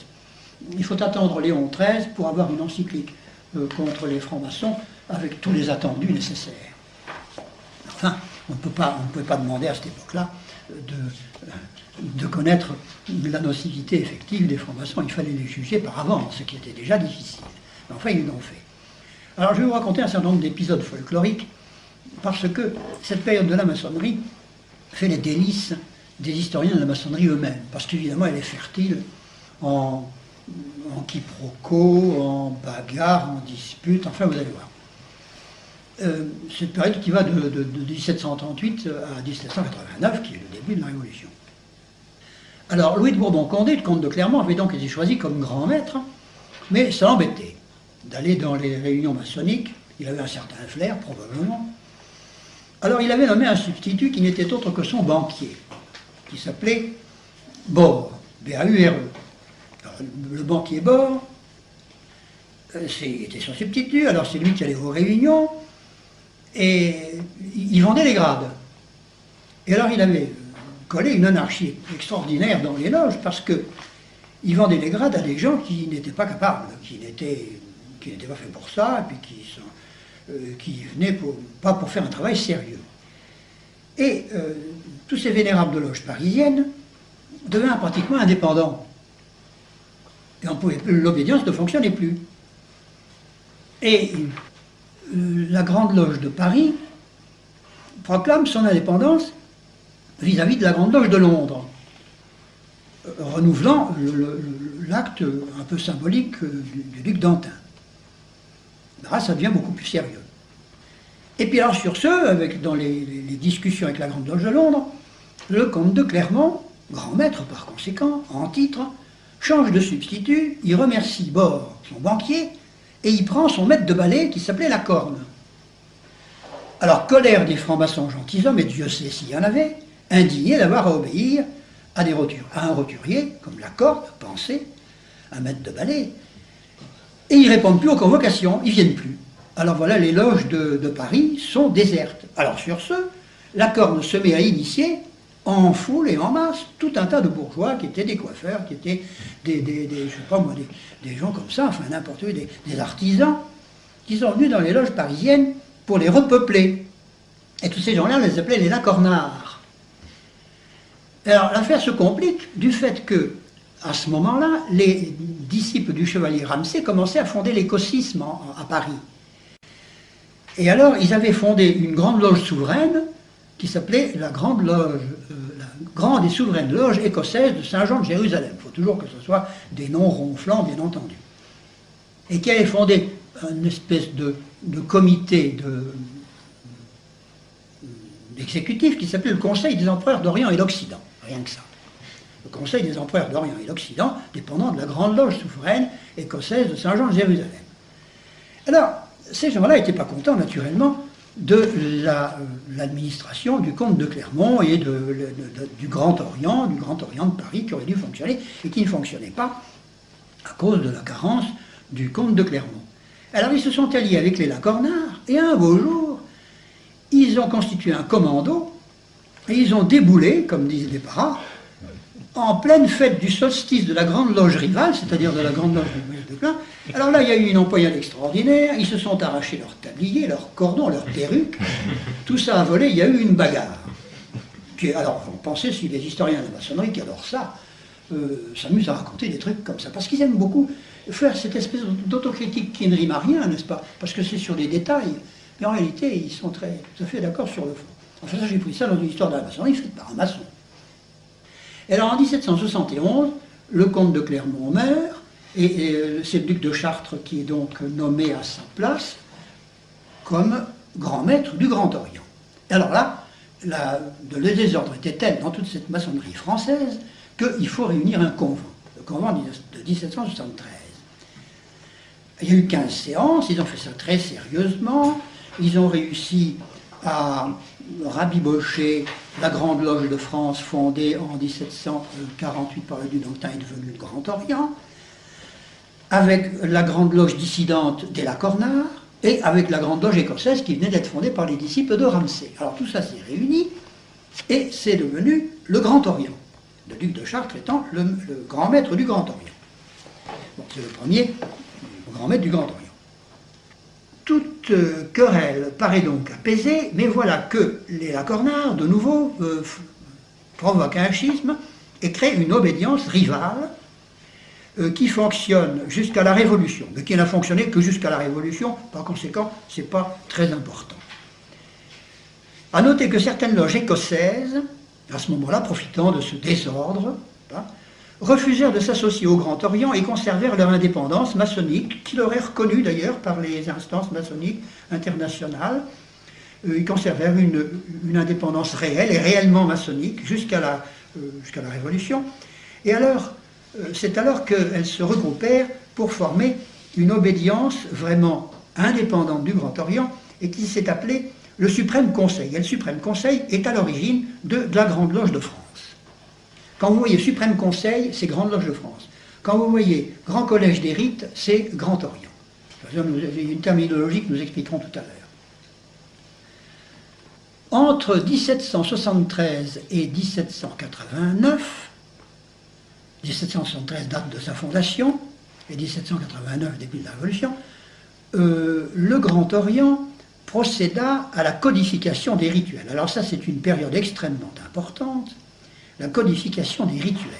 Elle se réunissait à ce moment-là à la brasserie qui s'appelait le Pot de Fer, car elle n'était pas encore installée rue Cadet. Ils se sont installés rue Cadet, je crois que c'est pendant le Directoire. Enfin, ne le notez pas, je ne suis pas sûr. Alors là, il faut dire un mot des grands penseurs, des grands maîtres à penser de la franc-maçonnerie qui ont collaboré à cette codification des rituels, parce qu'ils se sont montrés des gens, on peut dire dans leur sens, assez géniaux. Ces rituels sont fabriqués vraiment à la perfection. Évidemment, ce sont des abîmes d'en bas, mais en tous les cas, c'est bien intelligent. Il y avait donc le comte de Saint-Germain, il y avait Mesmer, M-E-S-M-E-R, Cagliostro, bien entendu, Martinez Pascalis, qui n'était pas un des moindres. Alors on dit quelquefois Martinez de Pascali, de ZY, mais enfin, la plupart du temps, c'est Martinez Pascalis, de ZIS. Villermoz de Lyon, qui est resté en correspondance pendant si longtemps avec Joseph de Maistre, ce qui n'est pas d'ailleurs pour faciliter la réhabilitation, si on peut dire, de Joseph de Maistre, parce qu'il a vraiment correspondu avec Villermoz pendant beaucoup trop longtemps, de telle sorte que maintenant, ce pauvre Joseph de Maistre, si intéressant soit-il, devient indéfendable devant les attaques que lui assène une société spéciale qui s'est montée pour ça et qui s'appelle la Société des études mestriennes et qui est basée à Chambéry. Chambéry, évidemment, puisque c'était la patrie de Joseph de Maistre, Chambéry-Annecy. Il est basé à Chambéry. Alors évidemment, ce Joseph de Maistre est resté bien longtemps en correspondance avec ça. C'est très dommage parce que c'est un doctrinaire réactionnaire qui serait très précieux, mais on ne peut pas l'utiliser sans des réserves, et ça, c'est un peu dommage. Il y a eu Lavater, il y a eu Cour de Géblin, il y a eu Gazotte, et puis alors, il y en a eu un qui était important aussi, très important même, qui s'appelle Claude de Saint-Martin, et à qui on doit ce qu'on appelle le martinisme. Le martinésisme étant rendu, la théorie, le martinésisme étant le fruit des cogitations de Martinez Pascalis. Mais le martinésisme de Martinez Pascalis et le martinisme de Saint-Martin sont si proches que la plupart du temps on les confond. On les confond généralement parce qu'on ne sait pas bien les distinguer, mais ce n'est pas bien grave qu'on les confonde, c'est à peu près la même doctrine. Il y en a une qui est plus kabbalistique, plus juive, c'est celle de Martinez Pascalis. L'autre est plus rosicrucienne, mais enfin, à part ça, c'est un peu la même chose. Alors, cette élaboration a été quasi définitive. Je dis bien quasi parce que, évidemment, après, il y a eu toujours des remaniements. Et alors, on y trouve tout ce qui fait partie de notre programme, c'est-à-dire du rosicrucianisme, de la Kabbale, de l'alchimie, de l'hermétisme, de la mystique templière, des viés dévoilés, et de la mystique du Graal. Voilà tout ce qu'on trouve là-dedans. Tout ça est rassemblé dans ces rituels qui sont très bien faits, très théâtraux, comme vous allez voir, mais enfin, qui ont un impact psychologique certainement considérable. Et puis aussi, il faut dire, une valeur mystique, de fausse mystique, également considérable. Alors, au milieu de cette fermentation, il y a eu des rites qui se sont créés parce qu'il y a des gens qui proposaient des rites qui n'étaient pas acceptés. Alors ils les ont érigés en obédience, ils ont créé des loges sur ces rites-là, et on a eu une série de ce qu'on appelle les arrière-loges, et c'est mal nommé parce qu'en réalité, ça devrait s'appeler des loges parallèles. Ce n'est pas du tout des arrière-loges. Seulement comme ce sont des loges un peu délaissées, un peu méconnues, et puis qui recrutent en général un personnel d'élite, on les appelle des arrière-loges assez improprement. Alors voici quelques-uns de ces rites, j'en ai noté que 4 parce que vraiment c'est pas la peine, il y en a eu d'autres. Il y a eu les Philalètes, c'est-à-dire les Amis de la Vérité, société initiatique très occultiste, très orientée par Martinez Pascalis et par Swedenborg, qui est un mystique, ou plutôt un faux mystique suédois, dont les écrits ont énormément influencé tout le XVIIIe siècle, mais il était du XVIIe siècle, lui. L'ordre des élus Cohen, c'est-à-dire des élus prêtres, Cohen veut dire prêtre en juif, fondé par Martinez Pascalis lui-même, l'ordre des élus Cohen, l'ordre des illuminés d'Avignon dont nous venons de parler, par Dom Pernetti en 1776, qui n'a pas duré, ça a duré jusqu'à la Révolution, puis après ça s'est estompé. Et puis alors, toute une série de rites qui appartiennent à ce qu'on appelle la stricte observance et qui sont de la lignée du chevalier Ramsay, c'est-à-dire de la lignée néo-templière du chevalier Ramsay. Alors ces rites-là ont surtout eu leur succès en Allemagne. Les Allemands sont friands de ces ordres chevaleresques. Alors maintenant, il faut aborder un petit peu un espèce de sujet récapitulatif qui va être la disposition du temple maçonnique. Comment est-ce que se dispose un temple maçonnique, c'est-à-dire le local dans lequel vont se déployer toutes les pompes de l'initiation. D'abord, ces locaux s'appellent des loges quand ils sont des lieux de conférence, des lieux d'enseignement, des lieux de manifestation discursive, on pourrait dire, et puis ils prennent le nom de temple, et d'autres noms que nous allons voir d'ailleurs, quand ils sont le théâtre de la liturgie initiatique proprement dit. Alors là, la disposition change, la décoration change, et la loge devient un temple, et elle est précédée d'un parvis. Le temple a la forme d'un rectangle dont le fond est semi-circulaire, avec une estrade surélevée dans tout le fond semi-circulaire pour le vénérable qui préside à la réunion. Et ce fond surélevé s'appelle l'Orient. Et normalement, il est orienté vers l'Orient, mais enfin, ce n'est pas toujours le cas. Et naturellement, la porte d'entrée qui est à l'opposé de l'Orient s'appelle l'Occident. Et puis il y a aussi le Nord et le Midi, qui vont abriter certaines choses différentes. Il y a une balustrade qui ferme le fond de l'Orient, il y a une porte d'entrée à l'Occident, et puis alors, de chaque côté de la porte d'entrée, mais à l'intérieur, pas à l'extérieur du côté parvis, à l'intérieur, il y a deux colonnes qui sont creuses, dont le symbolisme, elles sont creuses par symbolisme, et elles sont bronzées. Et elles ont au-dessus d'elles, elles ne soutiennent rien, si ce n'est des grenades symboliques, des grenades entrouvertes. Et ces deux colonnes, qui sont très connues dans le monde maçonnique, s'appellent J et B, c'est-à-dire Jacquine, ou Joachim, quelquefois c'est Jacquine, quelquefois c'est Joachim, qui est la colonne de gauche, et la colonne de droite c'est B, c'est-à-dire Boaz. Alors, ça c'est la disposition du Grand Orient. Dans les rites écossais, c'est-à-dire le rite de la Grande Loge de France, les dispositions sont inversées, c'est-à-dire que c'est Boaz qui est à gauche, et c'est Jacquine qui est à droite. Alors voilà le symbolisme de l'origine de Jacquine et de Boaz. Jacquine est le troisième fils de Siméon, qui était lui-même fils de Jacob. Siméon, le patriarche Siméon. C'est la colonne qui représente l'élément masculin. Alors ça, ils sont très forts pour les histoires. Comme ça, ils sont épatants, les francs-maçons. B, le Boaz, naturellement. Boaz, alors c'est le père de David, et c'est-à-dire l'époux de Ruth. Lui, c'est l'élément féminin. Boaz, c'est l'élément féminin. Les deux colonnes sont creuses parce qu'elles contiennent la doctrine initiatique qui est incommunicable. Elle est incommunicable pour des raisons très simples. C'est qu'elle ne contient rien. Mais ça se verra très nettement quand on étudiera le mécanisme de l'initiation. Vous verrez pourquoi elle ne contient rien. Enfin, je ne veux pas m'avancer. Et pour le moment, nous en sommes, n'est-ce pas, aux colonnes, et elles sont terminées par des grenades. Alors les grenades symbolisent la nature génératrice d'un tas de choses cristallines, n'est-ce pas, magnifiques, qui nourrissent les gens. Enfin, c'est la nature en train de s'épanouir et la nature qui nourrit ses enfants. La couleur des murs est bleue, tout au moins dans les trois grades symboliques, c'est-à-dire symboliques de la maçonnerie opérative ancienne. Les trois grades d'apprenti, compagnon et maître qui forment ce qu'on appelle la maçonnerie symbolique ou maçonnerie de Saint-Jean.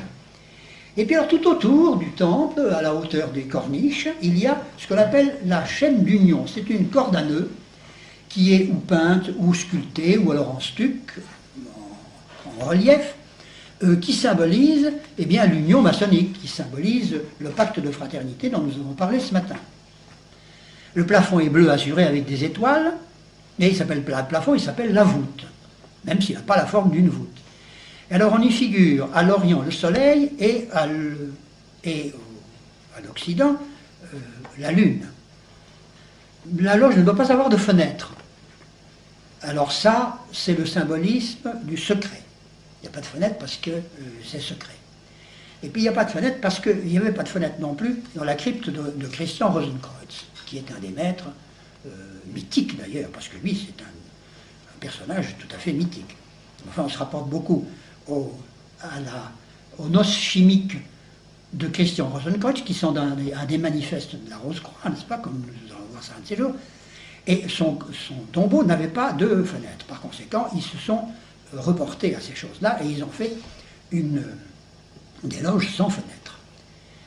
Le fauteuil du Vénérable est donc à l'Orient, il est surélevé au fond, et devant lui, le Vénérable a un grand plateau rectangulaire, s'appelle d'ailleurs le plateau, qui est en réalité une sorte d'autel et qui est soutenu par un trépied qui est vraiment un trépied à trois panneaux de boiserie qui sont sculptés, qui sont en forme, pas de triangle, mais l'inverse, ils convergent vers le centre, n'est-ce pas, et ils soutiennent donc ce grand panneau rectangulaire, sur lequel on trouve un chandelier à trois branches, un maillet, qui sert à marteler les phases, n'est-ce pas, de la cérémonie. Il y a une épée, il y a une équerre, et il y a les constitutions de la maçonnerie, c'est-à-dire les constitutions d'Anderson.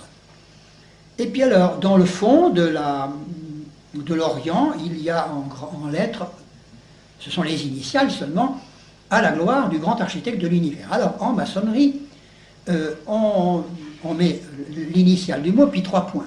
Mais on met même 3 points à côté des articles, de telle sorte que même le L apostrophe a 3 points. Alors, à la gloire du grand architecte de l'univers, ça s'écrit comme ça: A 3 points, L 3 points, G 3 points, D 3 points, G 3 points, A 3 points, D 3 points, L 3 points et U 3 points. Voyez-vous, ça fait 9 lettres avec 3 points à chaque fois. Ils mettent même les 3 points à l'article, ce que nous ne faisons pas en temps ordinaire. D'ordinaire, on élimine l'article. Alors, la tribune de l'orateur est à la gauche du Vénérable. Et puis alors, à la droite, en face, il y a la table du secrétaire. Et puis alors, sur le côté, c'est-à-dire au nord et au midi, il y a ce que l'on appelle les colonnes, c'est-à-dire des gradins pour les notabilités, et puis pour les assistants, c'est-à-dire pour les apprentis, les compagnons et les maîtres qui ne sont pas officiers, qui ne fonctionnent pas par conséquent, et qui sont là pour attendre, pour entendre et pour assister. Qu'est-ce qu'il y a de plus? Ah oui, il y a un trépied pour contenir du charbon allumé, parce que dans les cérémonies, il y a souvent besoin de feu, d'encens, et alors on vient chercher ce feu et cet encens dans les charbons allumés de ce trépied, qui se met un peu n'importe où, enfin ça dépend des rites, des loges, etc., des traditions. Alors c'est les fameuses banquettes dont je vous parle, là c'est donc au nord et au midi pour les apprentis. Alors les apprentis sont au nord en général, les compagnons au midi, et les maîtres, eux, peuvent se mettre indifféremment au nord et au midi. Et puis là, au-dessus du Vénérable, en ornementation, il y a un triangle lumineux avec un œil. Alors l'œil est censé fixer le mal pour le vaincre. Il y a un dallage en grandes dalles, qui sont souvent des dalles en plastique d'ailleurs, noir et blanc, pour symboliser l'union des contraires. Parce que la maçonnerie réunit les contraires, c'est une de ses grandes ambitions métaphysiques d'ailleurs. La coincidentia oppositorum. La chaîne d'union, j'en ai parlé. Et alors, les officiers qui ont des rôles liturgiques portent ce qu'on appelle des bijoux maçonniques, qui sont le plus souvent des bijoux qui portent en sautoir, le sautoir étant un grand cordon plat, un grand ruban plat, très, très rigide, en noir, n'est-ce pas, qui se termine par un bijou. Alors le bijou du Vénérable, c'est l'équerre, celui du surveillant, c'est le niveau, celui du deuxième surveillant, c'est la perpendiculaire, celui de l'orateur, c'est le livre ouvert, celui du secrétaire, ce sont 2 plumes Ternay. Celui du maître de cérémonie, c'est un glaive, ça ne plaisante pas. L'hospitalier a maintenant une bourse. Le trésorier a 2 clés en sautoir, lui aussi. Le frère couvreur, c'est-à-dire celui qui est chargé de s'assurer de l'identité des assistants. On l'appelle aussi le frère tuileur. Ben, celui-là, son bijou, c'est un œil dans un nuage. L'archiviste, il a une épée sur un rouleau de manuscrits. Une épée parce que probablement, il doit être dans le symbolisme de son rôle de bien surveiller les archives. Alors voilà pour les... Alors ces officiers doivent être des maîtres d'ailleurs. Dans une loge normale de la maçonnerie bleue, ce sont des maîtres. Seulement il y a quelquefois des loges qui ne sont pas complètes et qu'on appelle des ateliers. Et alors là, les rôles sont tenus quelquefois par des compagnons, mais ça s'appelle des ateliers, ce n'est pas des loges absolument en pied, si vous voulez. C'est des succursales parce qu'il y a des villes où il y a des quartiers excentriques où on est obligé de créer des ateliers. Bon. Les diverses cérémonies sont des cérémonies d'initiation, bien entendu. Il y a l'inauguration des temples, qui s'appelle l'introduction des Lumières de la part de Maître Hiram, ça s'appelle comme ça, l'inauguration d'un temple, l'introduction des Lumières de la part de Maître Hiram. Il y a l'adoption des louveteaux dans les loges, parce que chaque loge a ce qu'on appelle une loge d'adoption pour les épouses et les enfants des francs-maçons. Alors là, il y a des femmes, tandis que dans les loges proprement dites, il n'y a pas de femmes, sauf dans un rite spécial que nous verrons tout à l'heure, qui s'appelle le droit humain, et dans lequel il n'y a que des femmes. Alors dans les loges d'adoption, il y a les femmes et il y a les louveteaux, pour lesquels il y a un rite d'adoption. Il y a les mariages maçonniques qui se font en loge également, il y a les funérailles, c'est-à-dire on en parlait ce matin à la lecture, les funérailles maçonniques, il y a l'ouverture des travaux qui est un rite spécial, et la fermeture des travaux qui est un rite toujours le même. Et puis alors, il y a les différentes tenues. Il y a les tenues blanches fermées quand la loge reçoit un visiteur qui est lui-même franc-maçon. Alors seuls les francs-maçons assistent à cette réunion-là. Il y a les tenues blanches ordinaires qui ne sont pas fermées, et là on invite un peu n'importe qui, la loge devient une salle de conférence. Enfin, ça porte quand même quelquefois le nom de tenue blanche. Et puis il y a les tenues maillées battant. Alors là, quand vous voyez qu'un personnage a été reçu dans une loge maillée battant, c'est qu'il est franc-maçon. C'est arrivé un jour, le père Riquet a été reçu à la loge de Laval maillé battant. Alors ce n'était pas la peine de demander des explications, c'est qu'il était franc-maçon. Sinon on ne l'aurait pas reçu maillé battant. Parce que le maillet chez eux c'est la grande arme, c'est le grand machin. Alors il y a des abréviations dont je vous ai parlé, il y en a des très drôles. Par exemple, n'oubliez pas vos décors maçonniques. C'est N 3 points, O 3 points, P 3 points, V 3 points, D 3 points, M 3 points. N'oubliez pas vos décors maçonniques. Et puis alors il y en a une, je ne vous le dirai pas, c'est un petit peu long. Nous vous saluons par tous les nombres qui vous sont connus. C'est une espèce de formule de politesse. Nous vous saluons par tous les nombres qui vous sont connus. Alors il y a une ribambelle de lettres avec des 3 points. Bon. Alors nous vous saluons par tous les nombres qui vous sont connus. Enfin c'est quand même drôle. Ça prouve qu'il y a des nombres qui ne lui sont pas connus au type auquel on s'adresse. Donc qu'on lui révélera par la suite. Alors vous voyez, si c'est tout ça, c'est très futé, n'est-ce pas? Il y a toujours des sous-entendus. Le calendrier maçonnique, c'est un calendrier juif. Ce sont les mois, sont les mois juifs. Et les noms sont les 800, etc. L'ère maçonnique, c'est l'ère chrétienne plus 4000. Mais alors, l'année commence le 1er mars. De telle sorte que le dernier mois de l'année, c'est février. De telle sorte que le 15 février 1947, c'était en réalité en 5946 de l'année maçonnique, puisque c'était une année avant. Au lieu de se terminer par 47, ça se terminait par 46, puisque ça sautait l'année d'avant. Alors, un petit peu de vocabulaire maçonnique. Tuiler, c'est interroger être tuilé, c'est être interrogé par le tuileur, c'est-à-dire celui qui s'informe de votre identité. Et le vénérable de chaque loge ne commence les travaux que quand il peut dire le temple est couvert. Et le temple est couvert quand on s'est assuré qu'aucun profane ne s'était introduit dans la loge. Alors un petit peu de terminologie encore pour terminer ma page là. Donc le Suprême Conseil, c'est une instance de la Grande Loge de France, c'est un conseil qui administre les rites supérieurs au 3e degré. Le Collège des rites et le Conseil de l'ordre, ça, ce sont des organismes du Grand Orient. Planche, eh bien, c'est une expression qui vient des maçons opératifs. Quand ils avaient des discours à prononcer, ces braves maçons, eh bien, ils se faisaient des espèces de pense-bêtes et ils ramassaient une planche, et puis ils se faisaient un topo. Alors, on disait à un type, méfie-toi, tu n'as pas ta planche, tu vas bafouiller. Alors, ils prenaient leur planche. Alors, plancher, maintenant, c'est devenu, et nous... et eux, ils disent, ben, j'ai une planche à préparer pour mercredi, je ne peux pas vous recevoir, je suis très occupé, j'ai une planche à préparer, ils le disent vraiment bien maintenant. Le plateau aussi, il parle beaucoup du plateau, c'est l'hôtel du vénérable, enfin ça c'est plus technique. J'ai essayé de faire l'inventaire des revues maçonniques qui sont accessibles, parce qu'il y en a beaucoup qui ne le sont pas. Et c'est très difficile, celles qui sont accessibles, il y a le monde maçonnique, qui a été créé en... le monde maçonnique a cessé de paraître en 1886, mais si vous tombez sur des numéros, il est extrêmement important. Le monde maçonnique. Il y a les annales maçonniques universelles, qui continuent à paraître, qui sont introuvables, même à la Bibliothèque nationale, il faut être franc-maçon. Il y a le point de vue initiatique de la Grande Loge de France, qu'on arrive à trouver, avec des Russes de Sioux, mais on arrive à se le faire donner dans certaines bibliothèques municipales.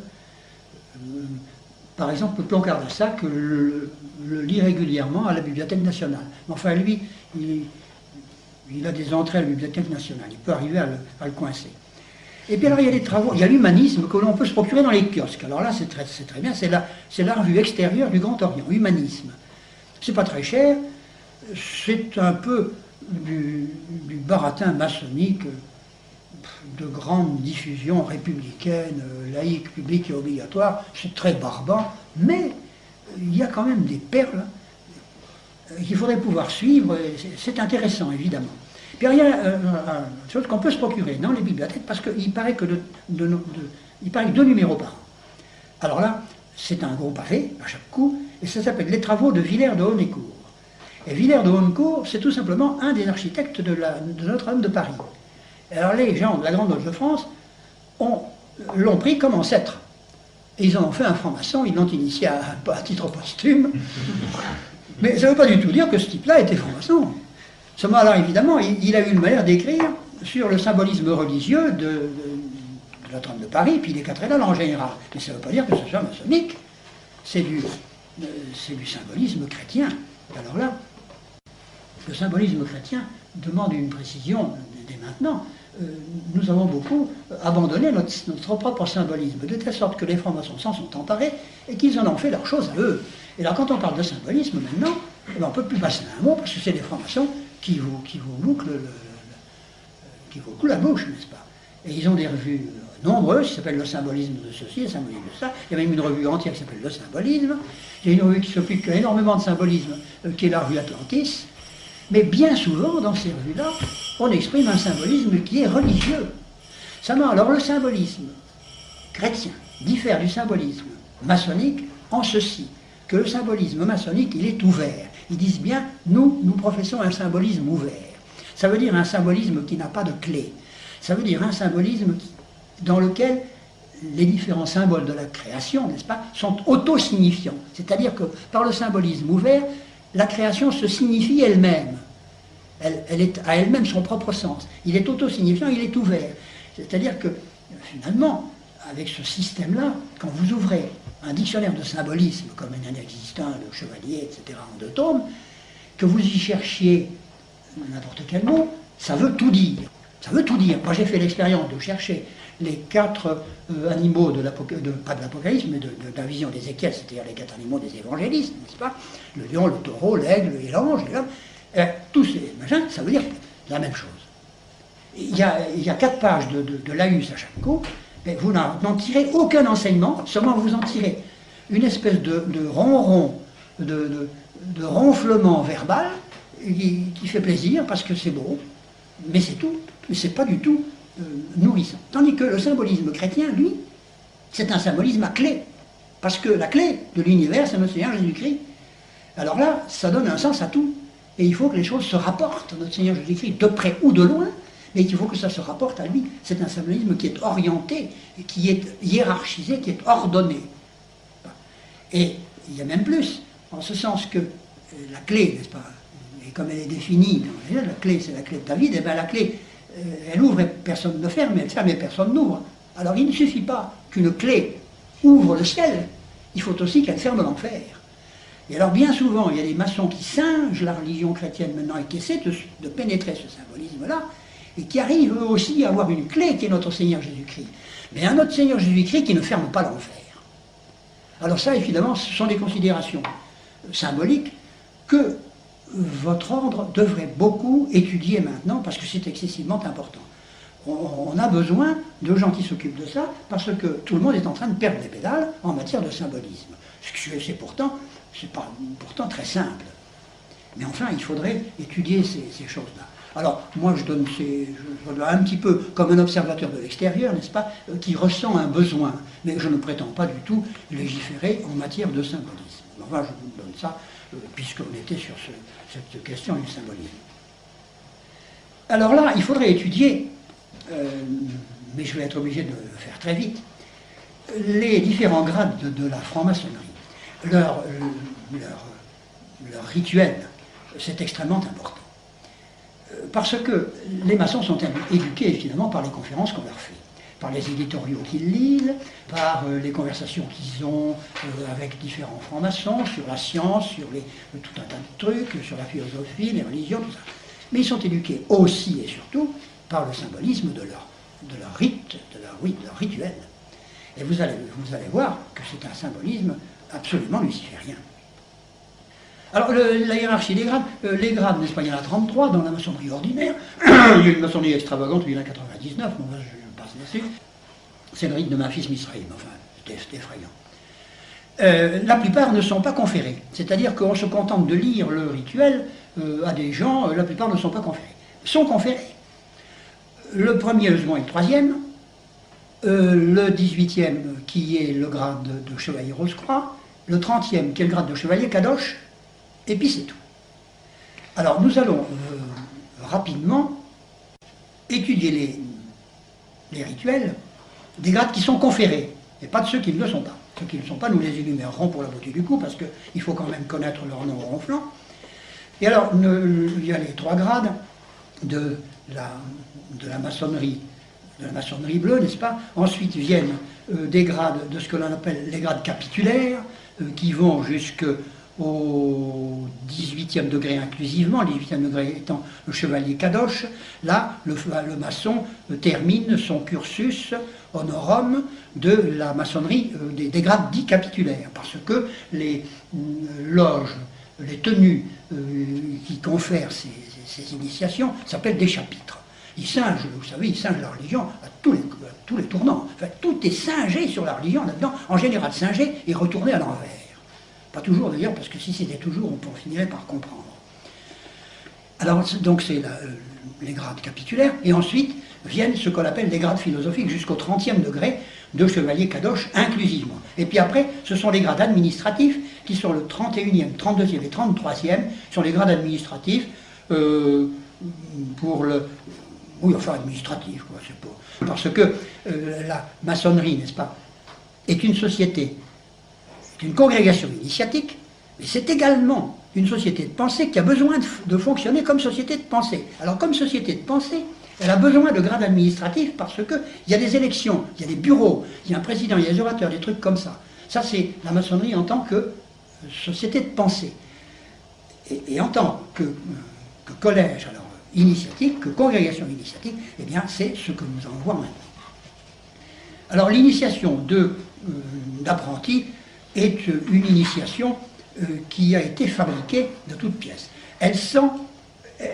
Le rituel pourrait être signé véritablement par Diderot, d'Alembert ou Condorcet. C'est les Lumières du XVIIIe siècle. Il n'y a rien de plus. Ce qu'il faudrait retenir cependant, et ça c'est important du point de vue maçonnique tout de même, c'est le séjour dans ce qu'on appelle le cabinet de consultation, le cabinet de réflexion, pas de consultation mais de réflexion. Le candidat ayant été déclaré apte à la suite de 3 enquêtes, on lance à ses trousses 3 enquêteurs successifs qui enquêtent avec une minutie extraordinaire et une psychologie étonnante, n'est-ce pas, ça, si on avait le temps, je vous aurais lu les interrogatoires qu'on leur fait subir. C'est d'une psychologie phénoménale. Alors, quand il est reconnu apte, il est introduit dans ce qu'on appelle le cabinet de réflexion, où il reste de 30 à 45 minutes. Et alors là, il lit sur le mur, dans une demi-obscurité, savamment teintée, n'est-ce pas, en verdâtre, des inscriptions. En particulier, il y a le mot V 3 points, I 3 points, T 3 points, R 3 points, I 3 points, O 3 points et L 3 points. Vitriol. Bon. Alors, vitriol. Alors, qu'est-ce que ça veut dire? Eh bien, ce sont tout simplement les premiers mots de ce que les alchimistes appellent la table d'émeraude. Alors, là, ça s'énonce comme ça en latin. Visita interiora terrae rectificando inveniens occultum lapidum, c'est-à-dire visita interiora terrae, visite l'intérieur de la terre, rectificando invenies, après avoir rectifié, tu trouveras occultum lapidum, la pierre cachée. Visite l'intérieur de la terre et en rectifiant, tu trouveras la pierre cachée, c'est-à-dire la pierre philosophale. Bon, alors on leur donne ça pour réfléchir dès le début. Alors, vous voyez, ça ne traîne pas l'initiation à l'alchimie. Et puis alors après, c'est considéré, d'ailleurs c'est un caveau, très, très macabre. En général, il y a un squelette qui pend, ou alors si ce n'est pas un squelette, c'est un crâne, un squelette, enfin, sur la table, avec des inscriptions. C'est un caveau de mort en vue d'une renaissance. Voilà, le but de la manœuvre, c'est faire que le maçon se considère comme mort, de façon que quand il va rentrer en loge, eh bien pour lui, c'est une véritable renaissance. Il reprend confiance, n'est-ce pas? Il n'est plus dans un décor macabre. Alors le candidat est préparé, je vous lis cela, c'est au grade d'apprenti, mais ça vaut pour tous les grades de la maçonnerie bleue. Il est préparé, il est tête nue, il est les yeux bandés, il est en bras de chemise, c'est-à-dire il n'a pas de veste, n'est-ce pas, il est en bras de chemise, avec le bras gauche découvert, c'est-à-dire qu'on ne lui met pas sa manche gauche, et il a le côté gauche de la poitrine découvert. Également, on lui relève son pantalon pour découvrir le genou droit, et on lui met, il n'a donc pas de... Il enlève son soulier gauche et en la place on lui met une pantoufle liturgique probablement. Voilà. Et alors c'est dans cet accoutrement. Et puis alors, il a une corde au cou et on le tient par la corde au cou et c'est comme ça qu'on le rentre dans la loge. Tout ça c'est pour lui faire une espèce de brimade, n'est-ce pas, pour qu'au moment où il va être déclaré franc-maçon, toutes les lumières vont s'allumer, les gens vont l'embrasser, etc. Il va avoir l'impression physique d'une véritable renaissance. C'est le plus banal des rites, parce qu'alors après, il y en a des pas ordinaires. Alors on fait des voyages. Alors les voyages maçonniques sont variés, suivant il y en a un, ce sont des vrais psychodrames. Il y en a le voyage de l'enfance, le voyage de la jeunesse et le voyage de la mûre. C'est ce qui se passe pour l'apprenti. Maintenant, nous sommes un candidat qui est un profane et qui veut devenir apprenti, n'est-ce pas? Et alors, le dernier psychologue, le voyage de l'âge mûr, alors il y a un franc-maçon qui endosse une chemise pleine de sang et il y a un autre comparse qui lui tape dessus avec une épée, un grand coup d'épée. Il fait semblant de lui taper dessus avec un grand coup d'épée. Et alors, on enlève le bandeau, pour un moment seulement, on enlève le bandeau du candidat, et puis on lui dit, voilà le sort qui vous attend si vous dévoilez, si vous violez votre serment. Alors, vous voyez quand même que ça se passe maintenant, ça. Alors on dit, bah, ils ne se vengent pas, ils ne se vengent plus, maintenant ils sont pacifiques. Bon, j'en sais rien, mais avec un rite comme ça dès le début, moi j'ai l'impression que c'est pas tellement illusoire. Alors maintenant, ils ont un système, c'est qu'ils lancent des sorts. En tout cas, dans la maçonnerie martiniste, c'est ça. Ils lancent des sorts, il faut se méfier. Alors, à un moment donné, après ça, on lui remet son bandeau, là, et puis alors après, on le lui enlève pour lui dire qu'il est délivré de tout ça, que maintenant, il a acquis les lumières, on lui explique les initiales vitriol, etc. Le grade de compagnon, lui, c'est le grade opératif par excellence. Ils n'ont eu qu'à le garder, parce que c'était le seul qui existait. Alors évidemment, on l'a un peu assaisonné à la sauce rosicrucienne, mais enfin, on a... oui, c'est là qu'on lui dévoile le sens du mot de passe. Le mot de passe de compagnon, c'est chibolette. Chibolette, c'est très connu en maçonnerie. C'est un nom que personne ne peut arriver à prononcer, sinon quand on vous en indique la prononciation. Alors, on fait prononcer ça à des gens pour savoir s'ils sont maçons. Et alors, j'ai lu un livre d'un type qui s'appelait je crois que c'est Corneloup. Il a écrit un livre qui s'intitule comme ça, la chibolette. Et puis alors, il finit par essayer de dire comment on peut arriver à le prononcer. Et puis alors, tout d'un coup, il s'arrête en disant, mais il ne faut même pas que j'en dise trop, parce qu'on finirait par savoir la prononciation. Il y a des trucs maçonniques qui sont vraiment rigolos. Ça, c'est l'initiation, donc, au grade de compagnon. Alors, au grade de maître, c'est la grande légende d'Hiram. Alors, la légende d'Hiram, c'est évidemment, c'est représenté par un psychodrame, n'est-ce pas? Et c'est représenté de la façon suivante. C'est Hiram, l'architecte du temple de Salomon, n'est-ce pas, qui vient visiter son chantier le soir après le départ des ouvriers. Il n'y a plus ni compagnon, ni apprenti, ni maître sur... Alors Hiram vient, il est tout seul, il regarde là si les mesures ont bien été respectées. Et puis alors, il y a 3 mauvais maçons qui l'attendent au tournant aux différentes sorties. Il y a 3 sorties par lesquelles il peut sortir, et qui l'attendent avec des instruments pour le tuer.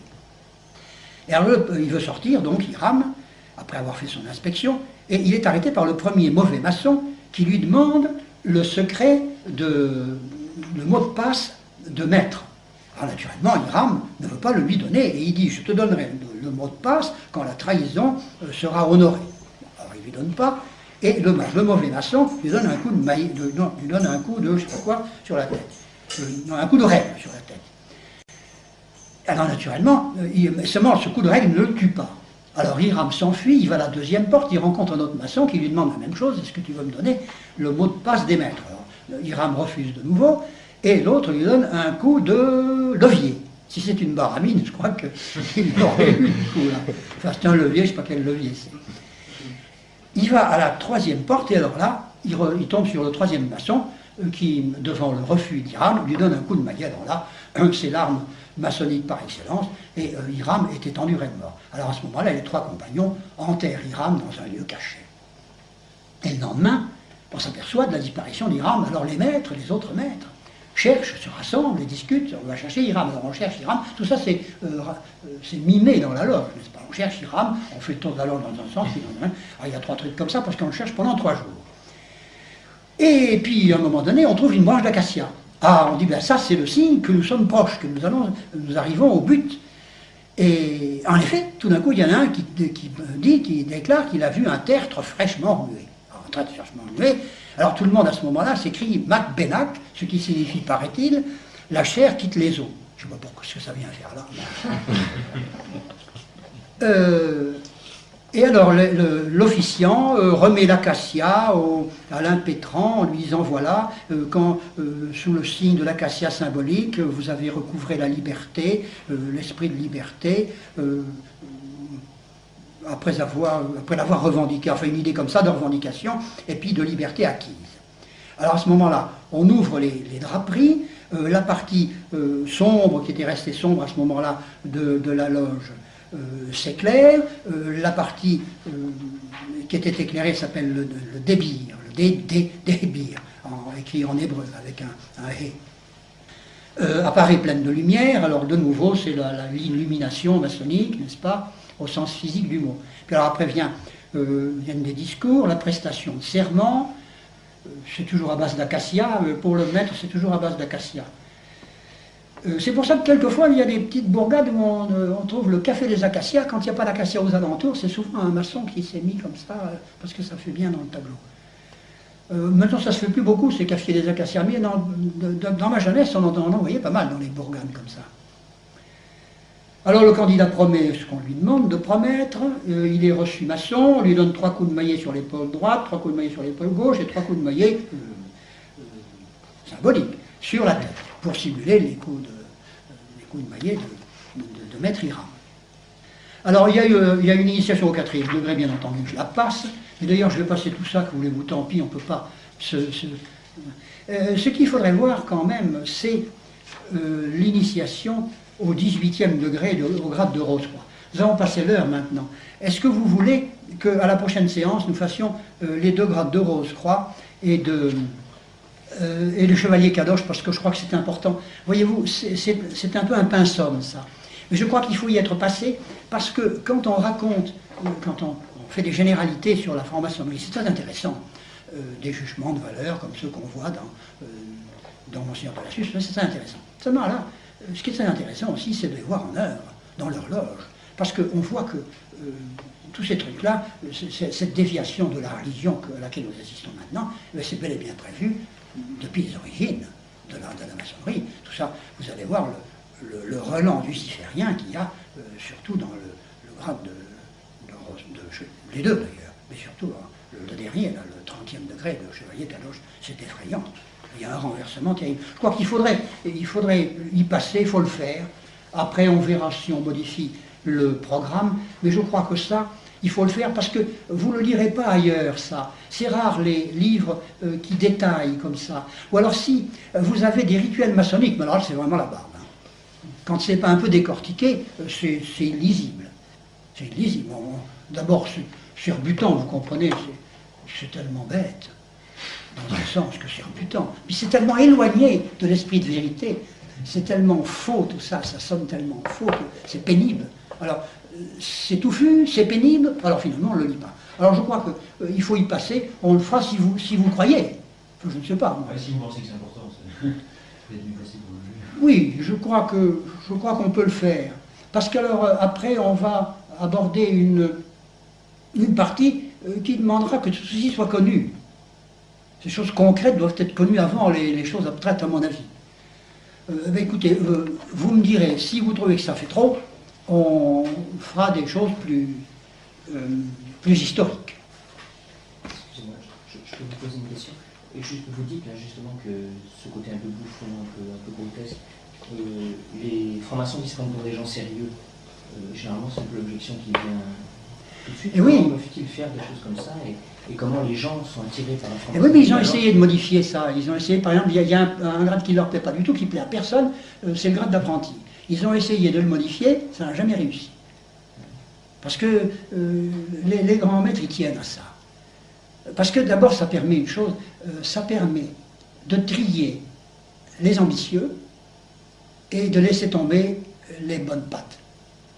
Les braves types bonnes pattes qui ne sont pas ambitieux ne veulent pas passer par ces grades-là, par ces épreuves qui sont un peu abétissantes.